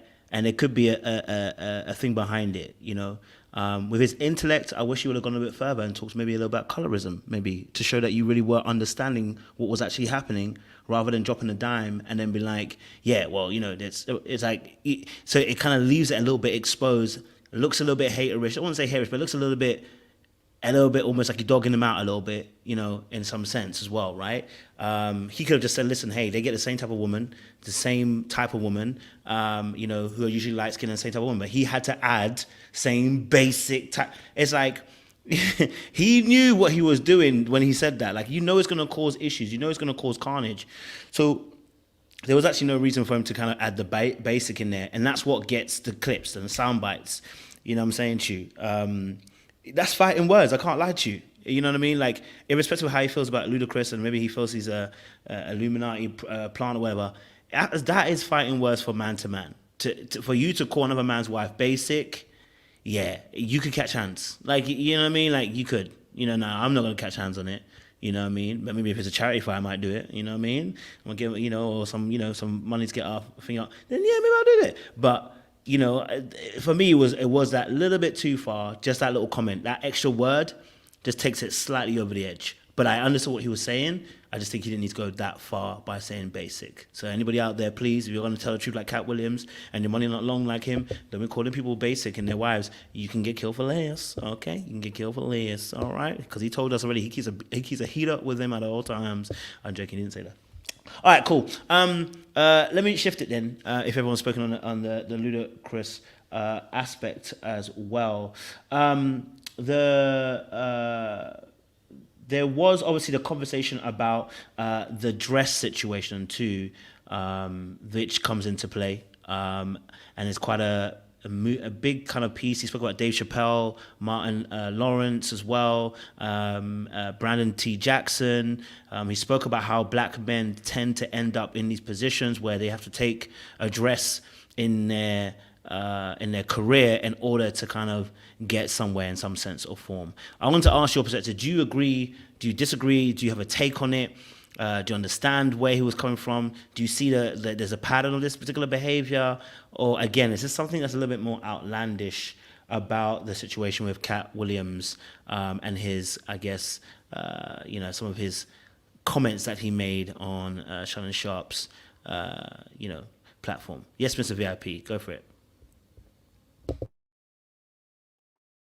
Yeah, I think it's clearly an agenda or something that is put to black male actors on a regular basis. And it's probably sold to them as in, if you do this, it's going to be hilarious. Like, they're going to love it. But, at the end of the day, these people have a choice. And if they really want to impress a new market or boot down the door so that they're now in white households a lot more, and that's what it takes. Unfortunately, some of them are going to do it. Hence, Martin Lawrence. Eddie Murphy's done it. And yeah, for some people, it may be hilarious to see a black man like that. For me, I don't like it at all, personally. Obviously, my opinion is just my own, but I don't think that if you put on a dress and first of all emasculate yourself and then you're making movies and stuff that's going to be out there forever, after your career is finished, you're going to feel shamed at some points looking back at that. Like your kids seeing you in a dress, like acting like a female and all them thing there, that's wild to me. So I think it's something that keeps on continuing to be offered to them as a way to, and it's these gatekeepers that are doing it. So it's a way to advance their career. How much do you care about your popularity? What are your motivations for being in the industry? Is it to get the most viewers? Is it to make the most money? Or is it to study the craft and be the best at your craft? And I think this is why KATT WILLIAMS has a problem. I think as hard as he worked, his sole purpose is to master his craft and be good at it. And that's why he respects the comedians that do it that way. Right? But yeah, it's something that's going to continue to happen though. Like, because unfortunately the powers that be may see this as, people rightly think, a humiliation ritual for black men. And if they're prepared to humiliate themselves on the masses like that, then, here's a couple $1 million to do it. Thank you very much, JR. Anyone, and who wants to go next? Any other thoughts on this dress situation? Do you agree with it? Do you think it's a bit wild? Do you have a different take on it? Yes, Precious. I was going to say, I think this conversation is interesting because I was watching the Joe Budden podcast and they were talking about this specific point. And I think Joe Budden kind of tried to put Melissa Ford on the spot by asking what she thought about this. And she made a good point of saying that there were a lot of white comedians who had done the exact same thing of dressing up as a woman and for the comedic effect. And I guess there was a little bit of pushback of saying what was different for white comedians versus black comedians. And I think a lot of it is coming from how black men perceive their own masculinity. I think black men have a very strong relationship with how they perceive their masculinity. So I think when they have to then do some cross-dressing, it affects them more than it would maybe have affected a Robin Williams or, you know, or something like that. But it's also interesting as well, because I think about it now, and as when JR was talking, I was trying to think about how many white comedians have we actually seen do the cross-dressing thing. And actually, when I look at it, it's not a ton. There has been a lot of white actors in general who've done that. But as for like actual comedians who've turned into actors, not a lot. I know obviously Robin Williams had a very successful run at doing Miss Doubtfire, but he only really did one and then it didn't do it again. So it's interesting. And then you look at people like Jim Carrey, who was always very outlandish, very eccentric. He also never dressed up in a dress either. So that's interesting. And then when I think about Eddie Murphy, after he dressed up, his career kind of started to decline, because after Nutty Professor Clumps 2, his career started to decline after that. Same a little bit, I guess, if you think about Martin Lawrence, because even after he did the Martin show, yes, there was Bad Boys, but again, his career also started. So I kind of can see why a lot of black comedians or black actors find that to be a really tough thing to do, because of their relationship with their masculinity, and also because it doesn't tend to really help your career in the grand scheme of things. Not a lot of people who've done it seem to have like done a massive like trajectory into being a megastar anyway. So I guess for some the risk doesn't really provide the benefit in a way. But it's interesting. I can understand why somebody would feel that way, and feel like they're being emasculated. But then I guess I think about other actors who've dressed up as women, but they've still been able to keep their masculinity. Like, for example, like The Rock has done it before, where he's dressed up in, you know, something that is not the most masculine thing, but he's also kept the perception of his masculinity. But maybe that's because he's only done it once or twice. It's a very complex conversation, but I do think a lot of it stems from how black men view their masculinity, and how that kind of goes very much opposed to that masculinity. Because I guess a lot of white comedians and white actors I haven't really heard them complain much about having to do that, or having to, you know, so, but yeah. Precious? So being comedy is like one of my very first love languages as far as movies goes. Coach, I don't know if you was in improv, but I've told you guys I've done improv before. I've been in improv classes. When you do sketch comedy, sometimes in these settings, whoever you're working with is who you have to work with, and you have roles. Sometimes men have to take on roles as women. Sometimes women have to take on roles as men. Now, unless we're doing a live performance, we don't necessarily always have to dress up, but we still have to portray some of those aspects of doing it. A lot like what Precious is saying is it's a higher number for some odd reason that black men have to be in dresses. Not saying a lot of white men are not in them, because I've watched a lot of sketch comedy growing up. I watched a lot of comedy shows from Benny Hill, all of that stuff. These men ran around in dresses from time to time for the sake of the comedy, the skit, or whatever it is. But for some reason, black men, once they're in a dress, they want to keep putting you back in a dress. And I think that's what the problem is. And that's what KATT is trying to refrain from, him personally. Dave Chappelle has mentioned it now. Dave Chappelle's very first movie is Men in Tights, Robin Hood Men in Tights. He was low-key in a dress. He was still masculine in the dress. Every last one of them men that was in a dress on that set was still masculine in that dress. So I've already done this. I've already did it. I've moved on from this. Why, when I get onto Martin's set, is there a dress in my trailer? Dave Chappelle has openly spoke about this. Like, why do I have to put this on again? I have proven myself that I can do it. I don't have a problem with it. But why do I have to continuously do this to please y'all? And I think that's where we're getting at with this thing. It's not necessarily that it's just putting men in dress and make them feel some type of way. Why do black men keep being asked to do it? We watch Robin Williams as Mrs. Doubtfire. Did we see him in another dress? We watched a few people in dresses and stuff, but we don't keep they don't keep being asked every single role that they in a dress. Okay, that's where I stop at though. And that's my point. Is black men just keep getting asked over and over. Thank you, Jay. Anyone else hasn't spoken on this dress situation? Black, have you spoken on the dress situation? Yeah. I definitely think there's an issue when it comes to black men having to portray as a woman. I don't understand the concept in general when we have female actors that can do whatever part that they're acting as in any way. So that part I don't really get, and I don't really get how the success of it works, because it's been said that when you do it, your your career is supposed to blossom, supposed to bloom and grow, right? So Martin was at the height of his career, I think, during the Martin show. So when he did Big Mama's House, he wore the dress, but I didn't see his career actually blow up from that. I think he's already done his stand up.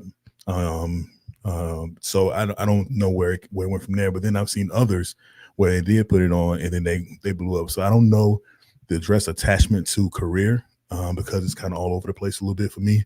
But I do think there is a huge problem with that and asking black men to do so when there are women who can play the part. We talk about, or in media, they talk about how if someone has a disability to play those roles, don't have someone who doesn't have that disability to actually pretend to play that role. You have actors who have disabilities that want to strive to play roles. There's roles for everyone to take. So why have someone else play a different role that's not organically them? So that's why I'll leave it. I agree. No, go ahead, Mercy. I got us. Sure. I mean, I agree with what you're saying. I want to throw something in there. White Chicks. I think most people look at that movie as one of the best movies, that was created. And it was, we don't have an issue there. We just find it funny. So I think it really depends what's being portrayed and how it's being portrayed, because that running joke with a black man in a dress has been there for decades, right? It's something that's always been there. It's not going to go away. And there does seem to be something there. But I guess it's how you look at it, because obviously the Wayans brothers, they were taking the mick, they knew what they was doing. It wasn't like they had to as a rite of passage. They knew what they was doing with this particular movie. It was satire in a way. If that movie probably wouldn't fly now. I mean, I don't know how society feels right now, but yeah, so that's kind of what I wanted to highlight, that sometimes it does kind of work. But if we talk about Kat and what he was trying to say, to me, it was just about principles. If you're from the beginning saying you're not going to do A, you're not going to do B, you're not going to do C because it's emasculative, because it's disrespectful to who you are. When you get a bit of money, then you go and do it. Now I'm questioning your integrity. This is not the Wayans brothers. This is not, I know you mentioned Tyler Perry, but this is not Tyler Perry where you're in control, and you choose to do it. That's a different conversation, And I do agree, Tyler Perry plays a better woman than he plays a man in these movies. I understand that. But I think it's just down to your integrity. So just put a bunch of money in your face, and this is what you're going to do?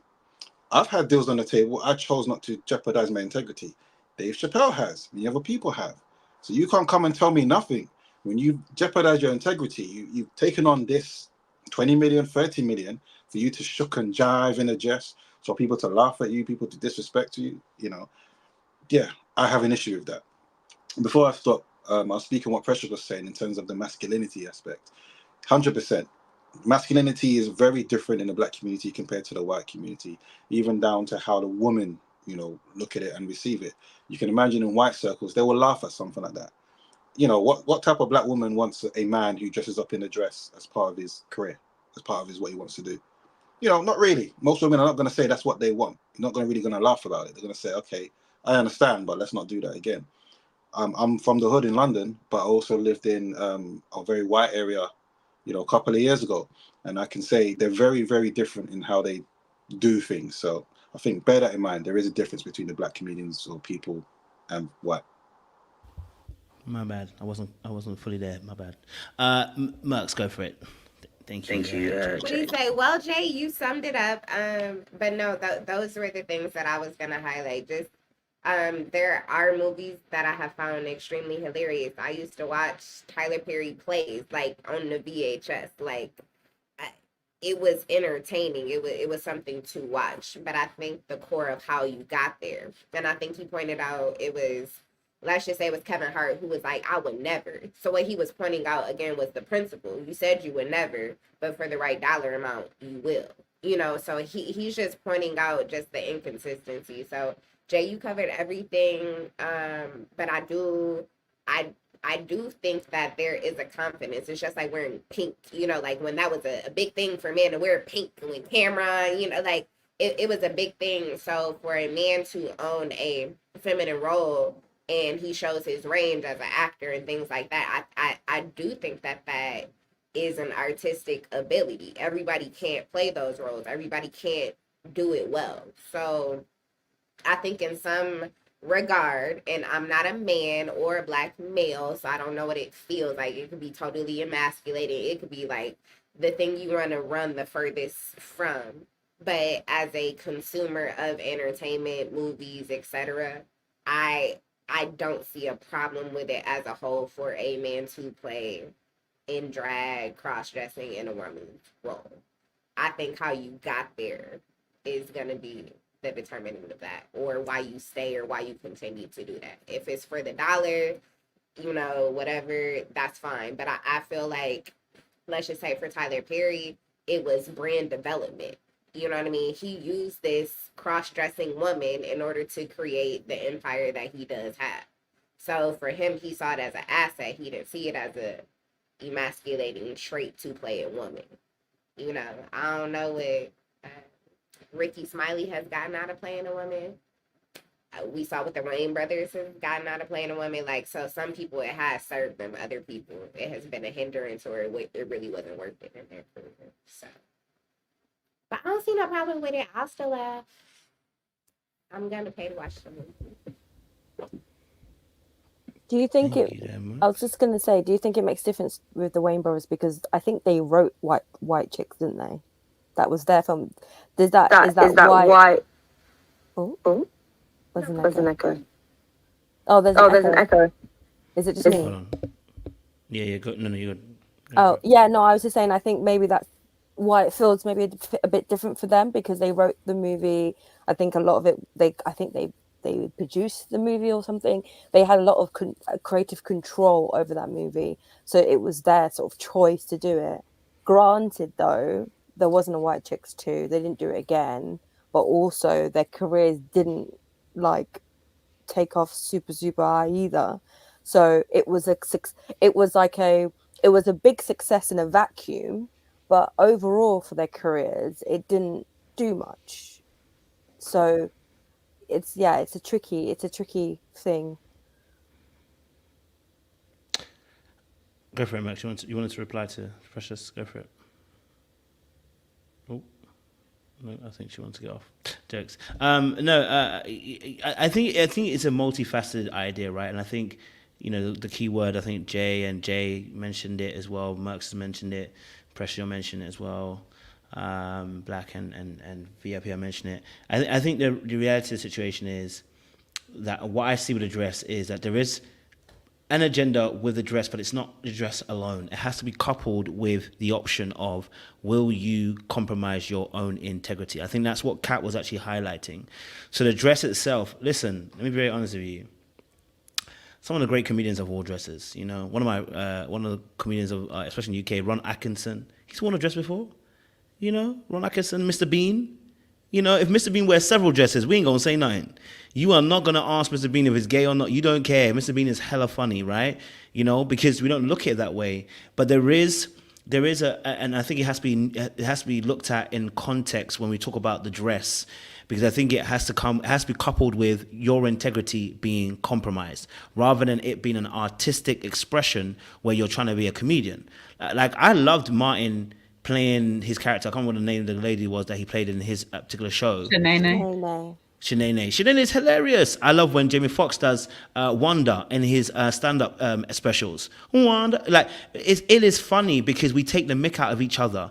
I think we just need so there's also an understanding of cultural where we stand culturally at the time as well, right? Because we have to understand that different times and seasons of culture, certain things are going to be more permissible, right? So certain things are going to be more acceptable as to what is masculinity and what is femininity and what is for boys and what is for girls, right? Those strict gender lines that we can have. So that's also an important part too. So, you know, I think it really does depend on, I think, the context of the dress being given. Are they telling you should be in a dress? Because that's kind of the pressure point. It's like they're trying to get you in a dress, and it's like, I don't need to be in a dress to be funny. That's different then. If you don't want to be that, that's you. If you came up with the idea and said, listen, I think it'd be funny if I play a woman or whatever, that's your business. You know what I mean? That's what you wanted to do.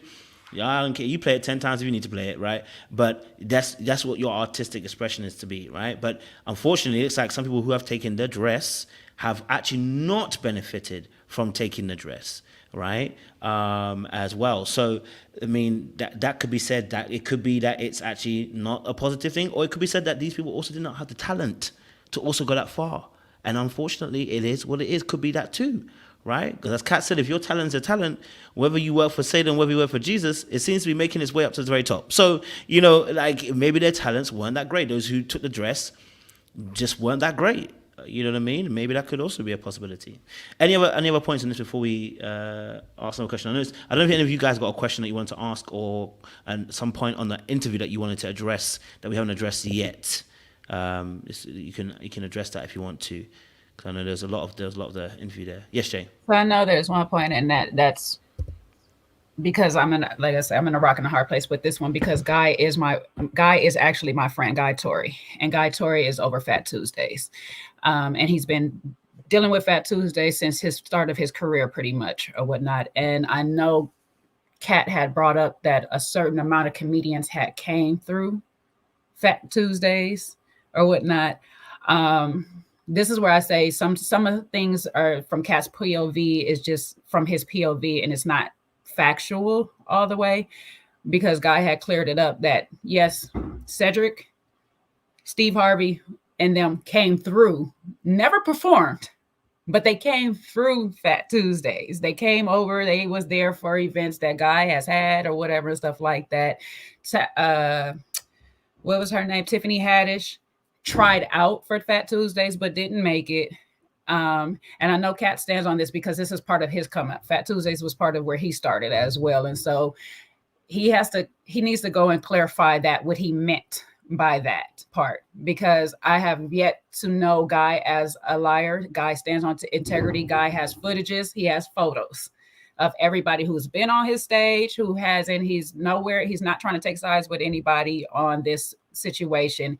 I know he had to just clarify it for everybody that some of these artists that KATT had mentioned, they did not actually perform on Fat Tuesdays. They've been to events there or whatnot. There's a difference in that part. So the wording that KATT uses, you got to kind of watch him too, because he's pretty smart and slick with his wording too. He knows how to make it word so you'll hear one thing, but he actually means another. So.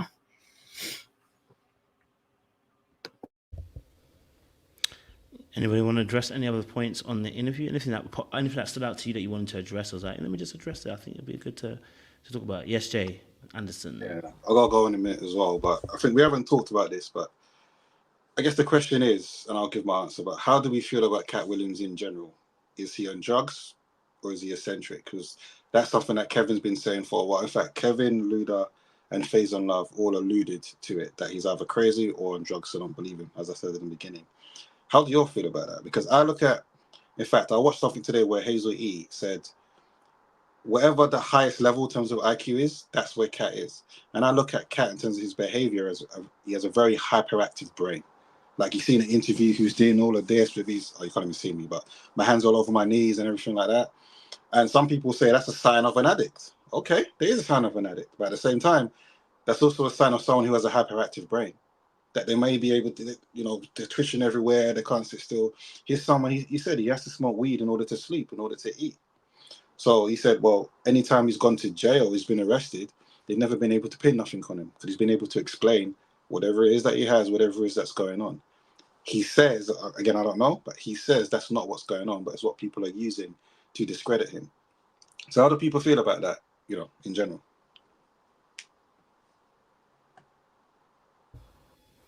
How do y'all feel about that? I'll say to this point, and again, like I said, I have a friend that worked with him, and she had told me personally herself that he don't sleep. So a person that don't sleep, he takes a lot of cat naps, barely like 30 minutes out of the 24-hour day. You can be hyperactive, you can be going into delirium. So a lot of times when you go into delirium, it looks like you're an addict in some cases and stuff. You're doing weird and odd things. So there's explanation. So far as we know, they can only prove him to have smoking marijuana, and he states that, and that's it. There ain't not one other drug test that he has, or we don't know if he's taken them, but he hasn't had proof of any other drug in his system. And we seen him take a drink on Club Shay Shay barely. So maybe he got a little drinking problem. I don't know, but I know he got a sleeping problem. And if you mix that, lack of sleep deprivation with just moving all over the place, you'll be erratic. I agree.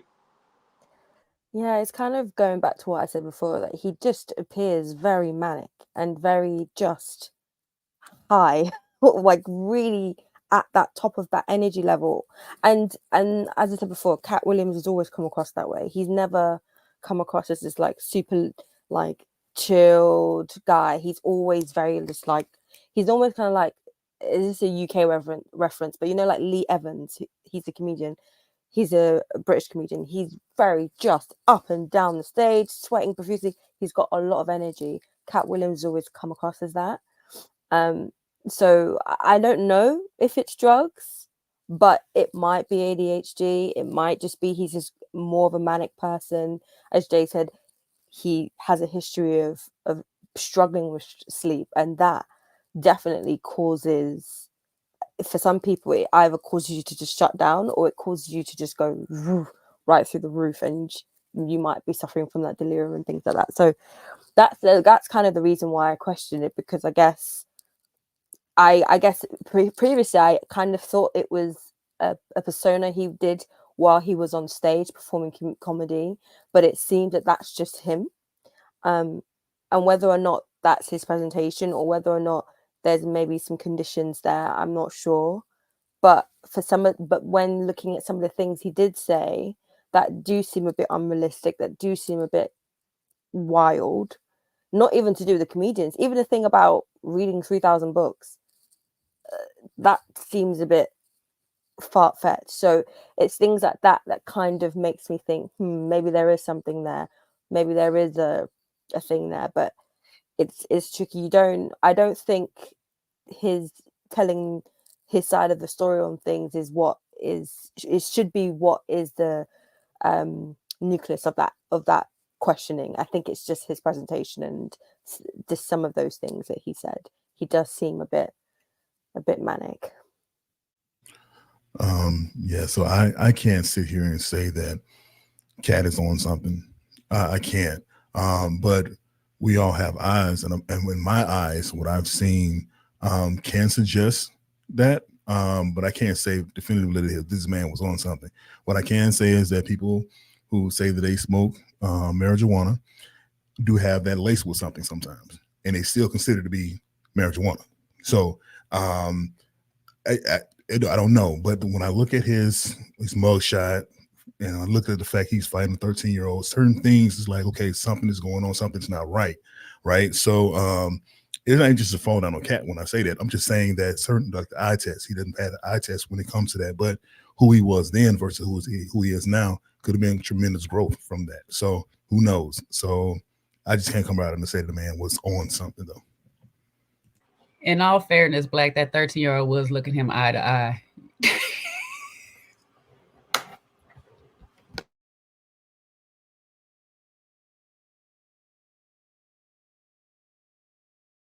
Y'all are bad.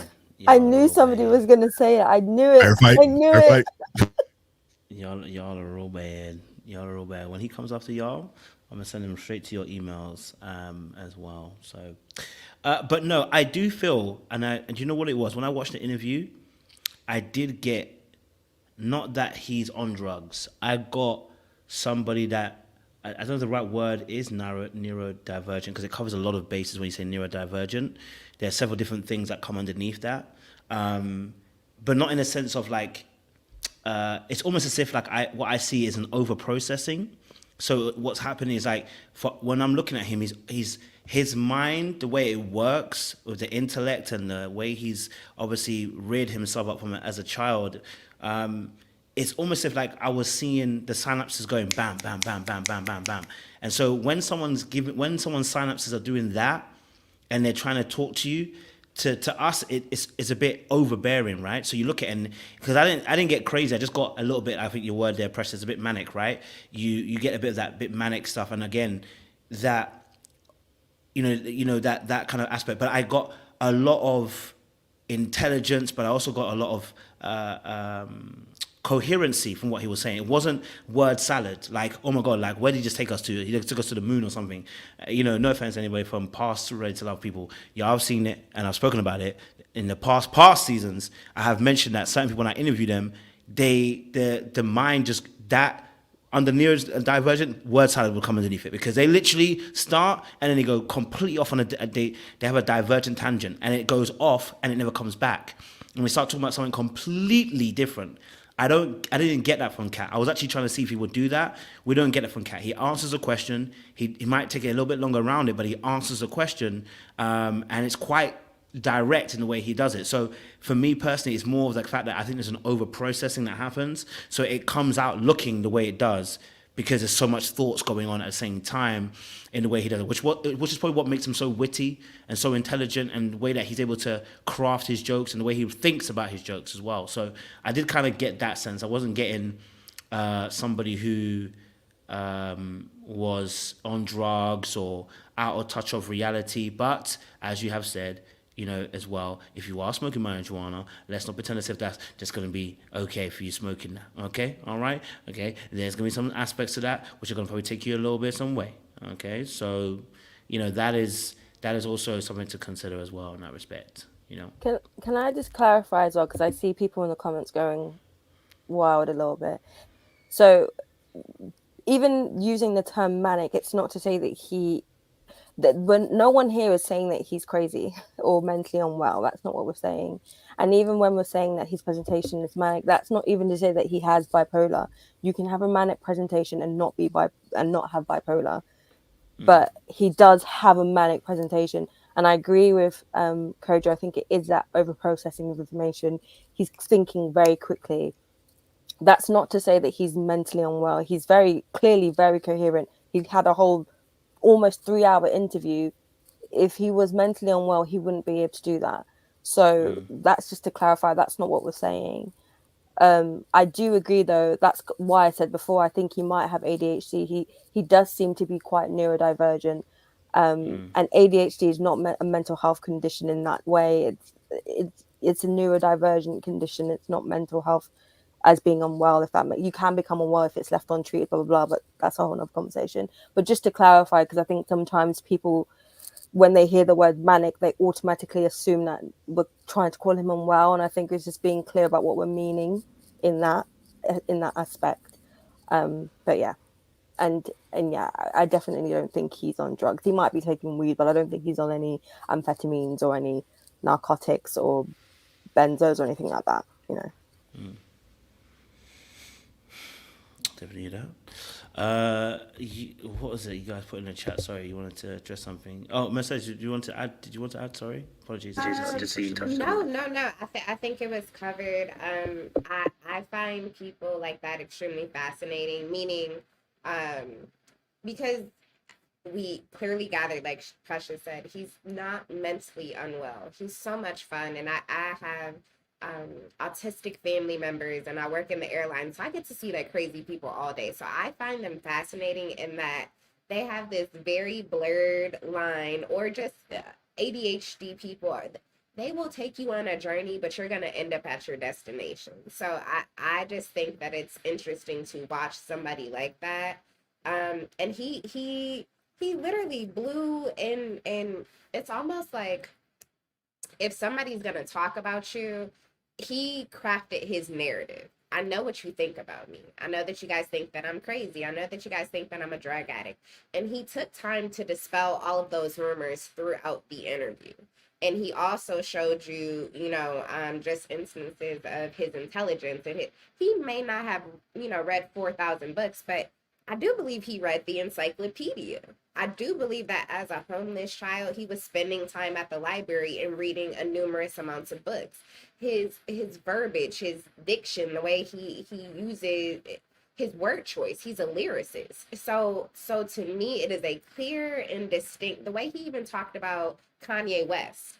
If he is all of that, it's almost like a beauty in the mystery of what he's trying to dispel to you. That's why I said, depending on where you sit, in your intelligence or enlightenment or anything, you are going to take different things from KATT's interview. Some people walked away with a benediction and a lesson from a spiritual God. If you believe in the Illuminati, you feel like you walked away with secrets that you've been waiting somebody to confirm because you've been sitting there. You believe in numerology, he gave you something too. You believe in God, you feel like you got the whole prophecy in a 3-hour lesson. So, or if you're just a basic consumer of entertainment, you were entertained by this man within, whether you took the TikTok snippet, whether you watched the whole 3-hour interview. So I just feel like as far as his mental capacity, mental wellness, I think that even people who we deem to be mentally unwell or bipolar or this or that, they just have a view of the world that we have no perception or conception of. Like, they view the world just from a different lens. So I think what he was also trying to show to you is like, again, what do you think? Take all the frames off of the bicycle and the training wheels. What do you believe? Why do you like that person? He challenged every frame of a person within the interview. So if he is crazy, I'm following a crazy person. I believe him. I had fun with his interview. So I don't see it as a hindrance. I hope people don't. I'm not listening to him because he's crazy. Listen to a crazy person. They actually be speaking some truth sometimes. You ever sat on the subway and listen to that crazy person? They might actually got a gem for you. So I don't try to judge them because of their mental capacity or incapacitation. So, but if he's doing drugs, don't do the hard stuff. Crack is whack. And what did Whitney say? Stay safe. But no, I thought it was good. Any other parts of the interview that you guys want to address before we jump off this great place? Yeah. I don't think there's anything else that I wanted to address. Like I said, I think obviously the father one, but I think I want to do it on a separate interview live, talking about parenting and how that potentially obviously affected him because he left home quite early as well. But anything else that was to do with his speaks, his philanthropy, maybe, whatever. I know Black, you wanted to address something as well. Yes, Jay, go for it. I don't want to say I want to necessarily address something about the interview itself, but as a whole, and I think because I love their craft, comedians' craft so much, I think we're in a space now where this interview has also proven that comedians are under attack. They are no longer allowed to just speak their truth, speak their mind, and let us laugh at it anymore. Everybody is politicking everything that they say now. We can't talk about this group because that's offensive. We can't talk about this community because that's offensive, and all of these things. And I do agree with Chris Rock in this statement. We have selective outrage.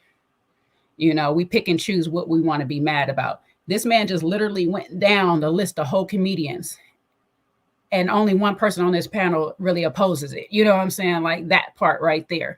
So that just lets us know that, we just need to be in a space where comedy was supposed to be our relief from life.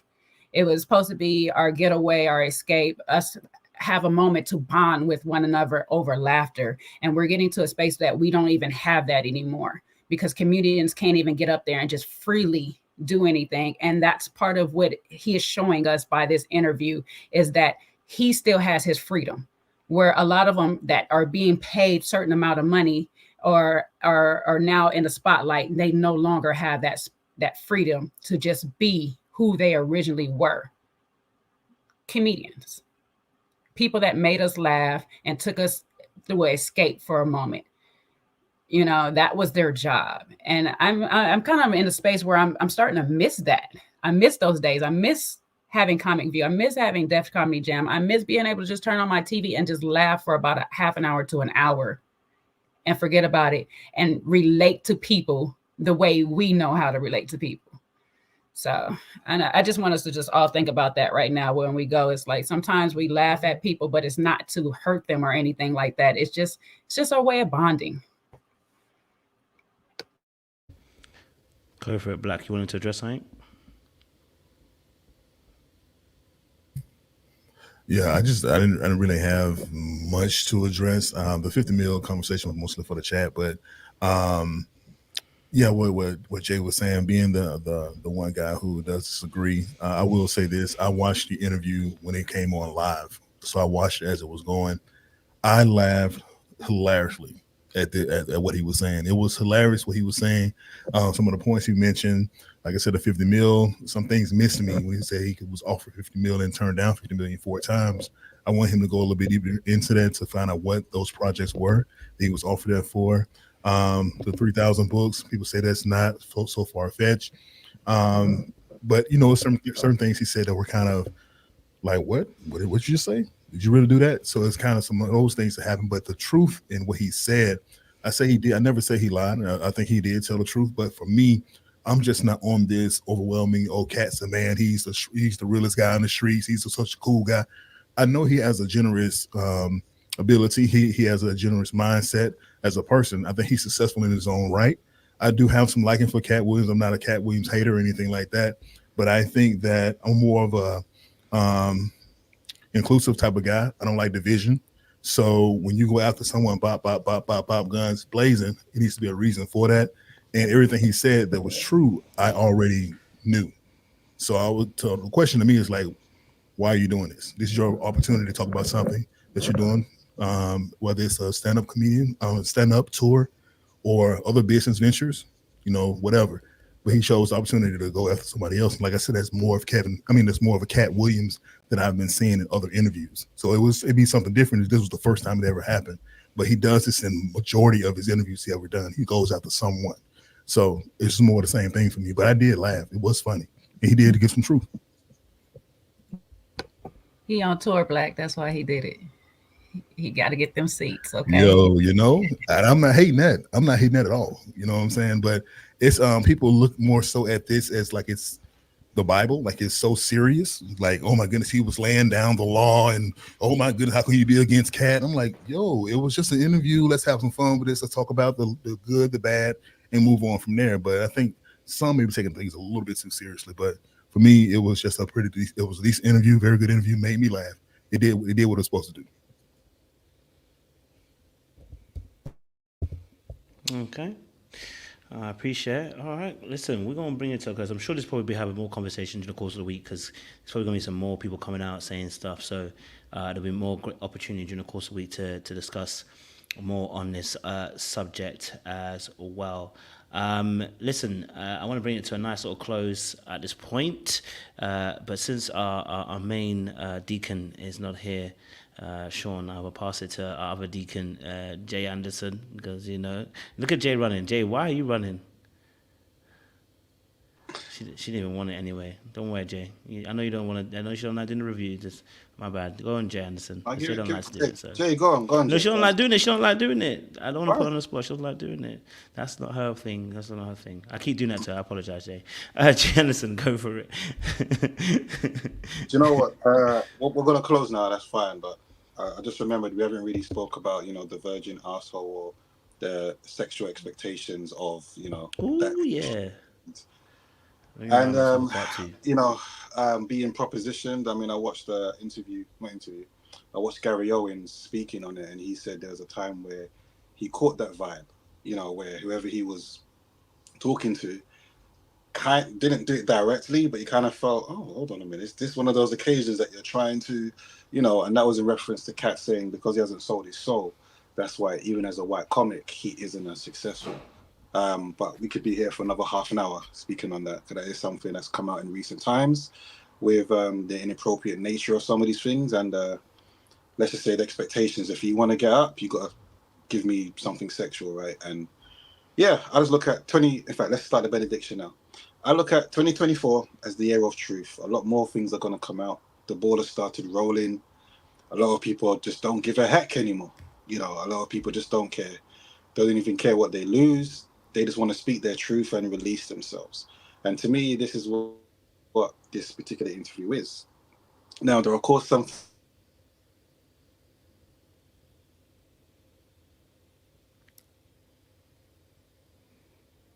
Not God stepping in like this. The good Lord said, Jay, it was meant for Jay. Oh, he said his battery died. Well, Jay, it looks like you've come into the fold. You see, you try to deny it. You try to run away, Jay, but the good Lord saw it fit that it be you. God got it confused. He don't know which Jay he was talking about. Jay Anderson is before Jay Saint. See the letter? You see how that works? You can say what you want, Jay. No, I'm dying at the way that it paused. It's known, Jay. Look, he is paused so that you can flourish. Okay, the good Lord paused him so you can flourish. Let's see if I can pick up where Jay Anderson was going. 2024 is the year of revelation and exposure.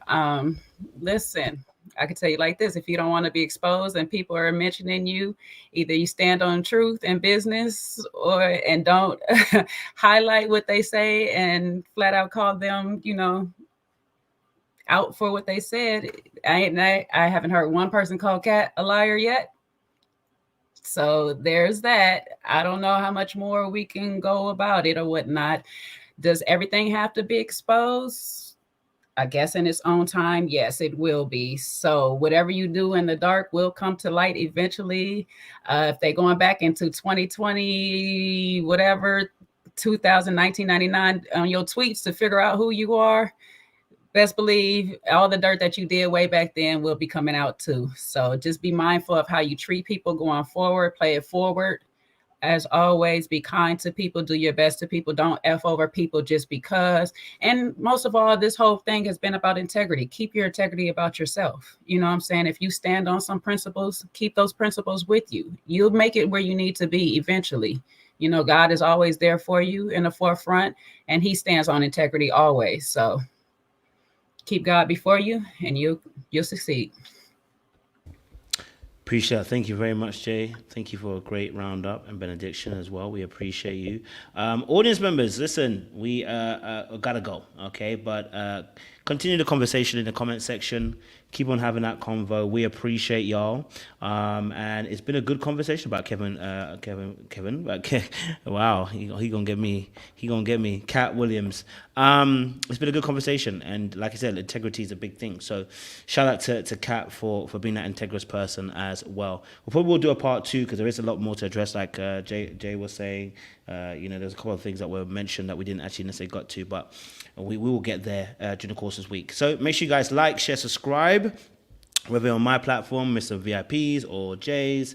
If you're on their platform as well, make sure you guys are subscribed to their channel as well.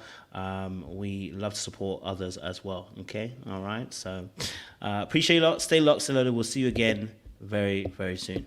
Much love.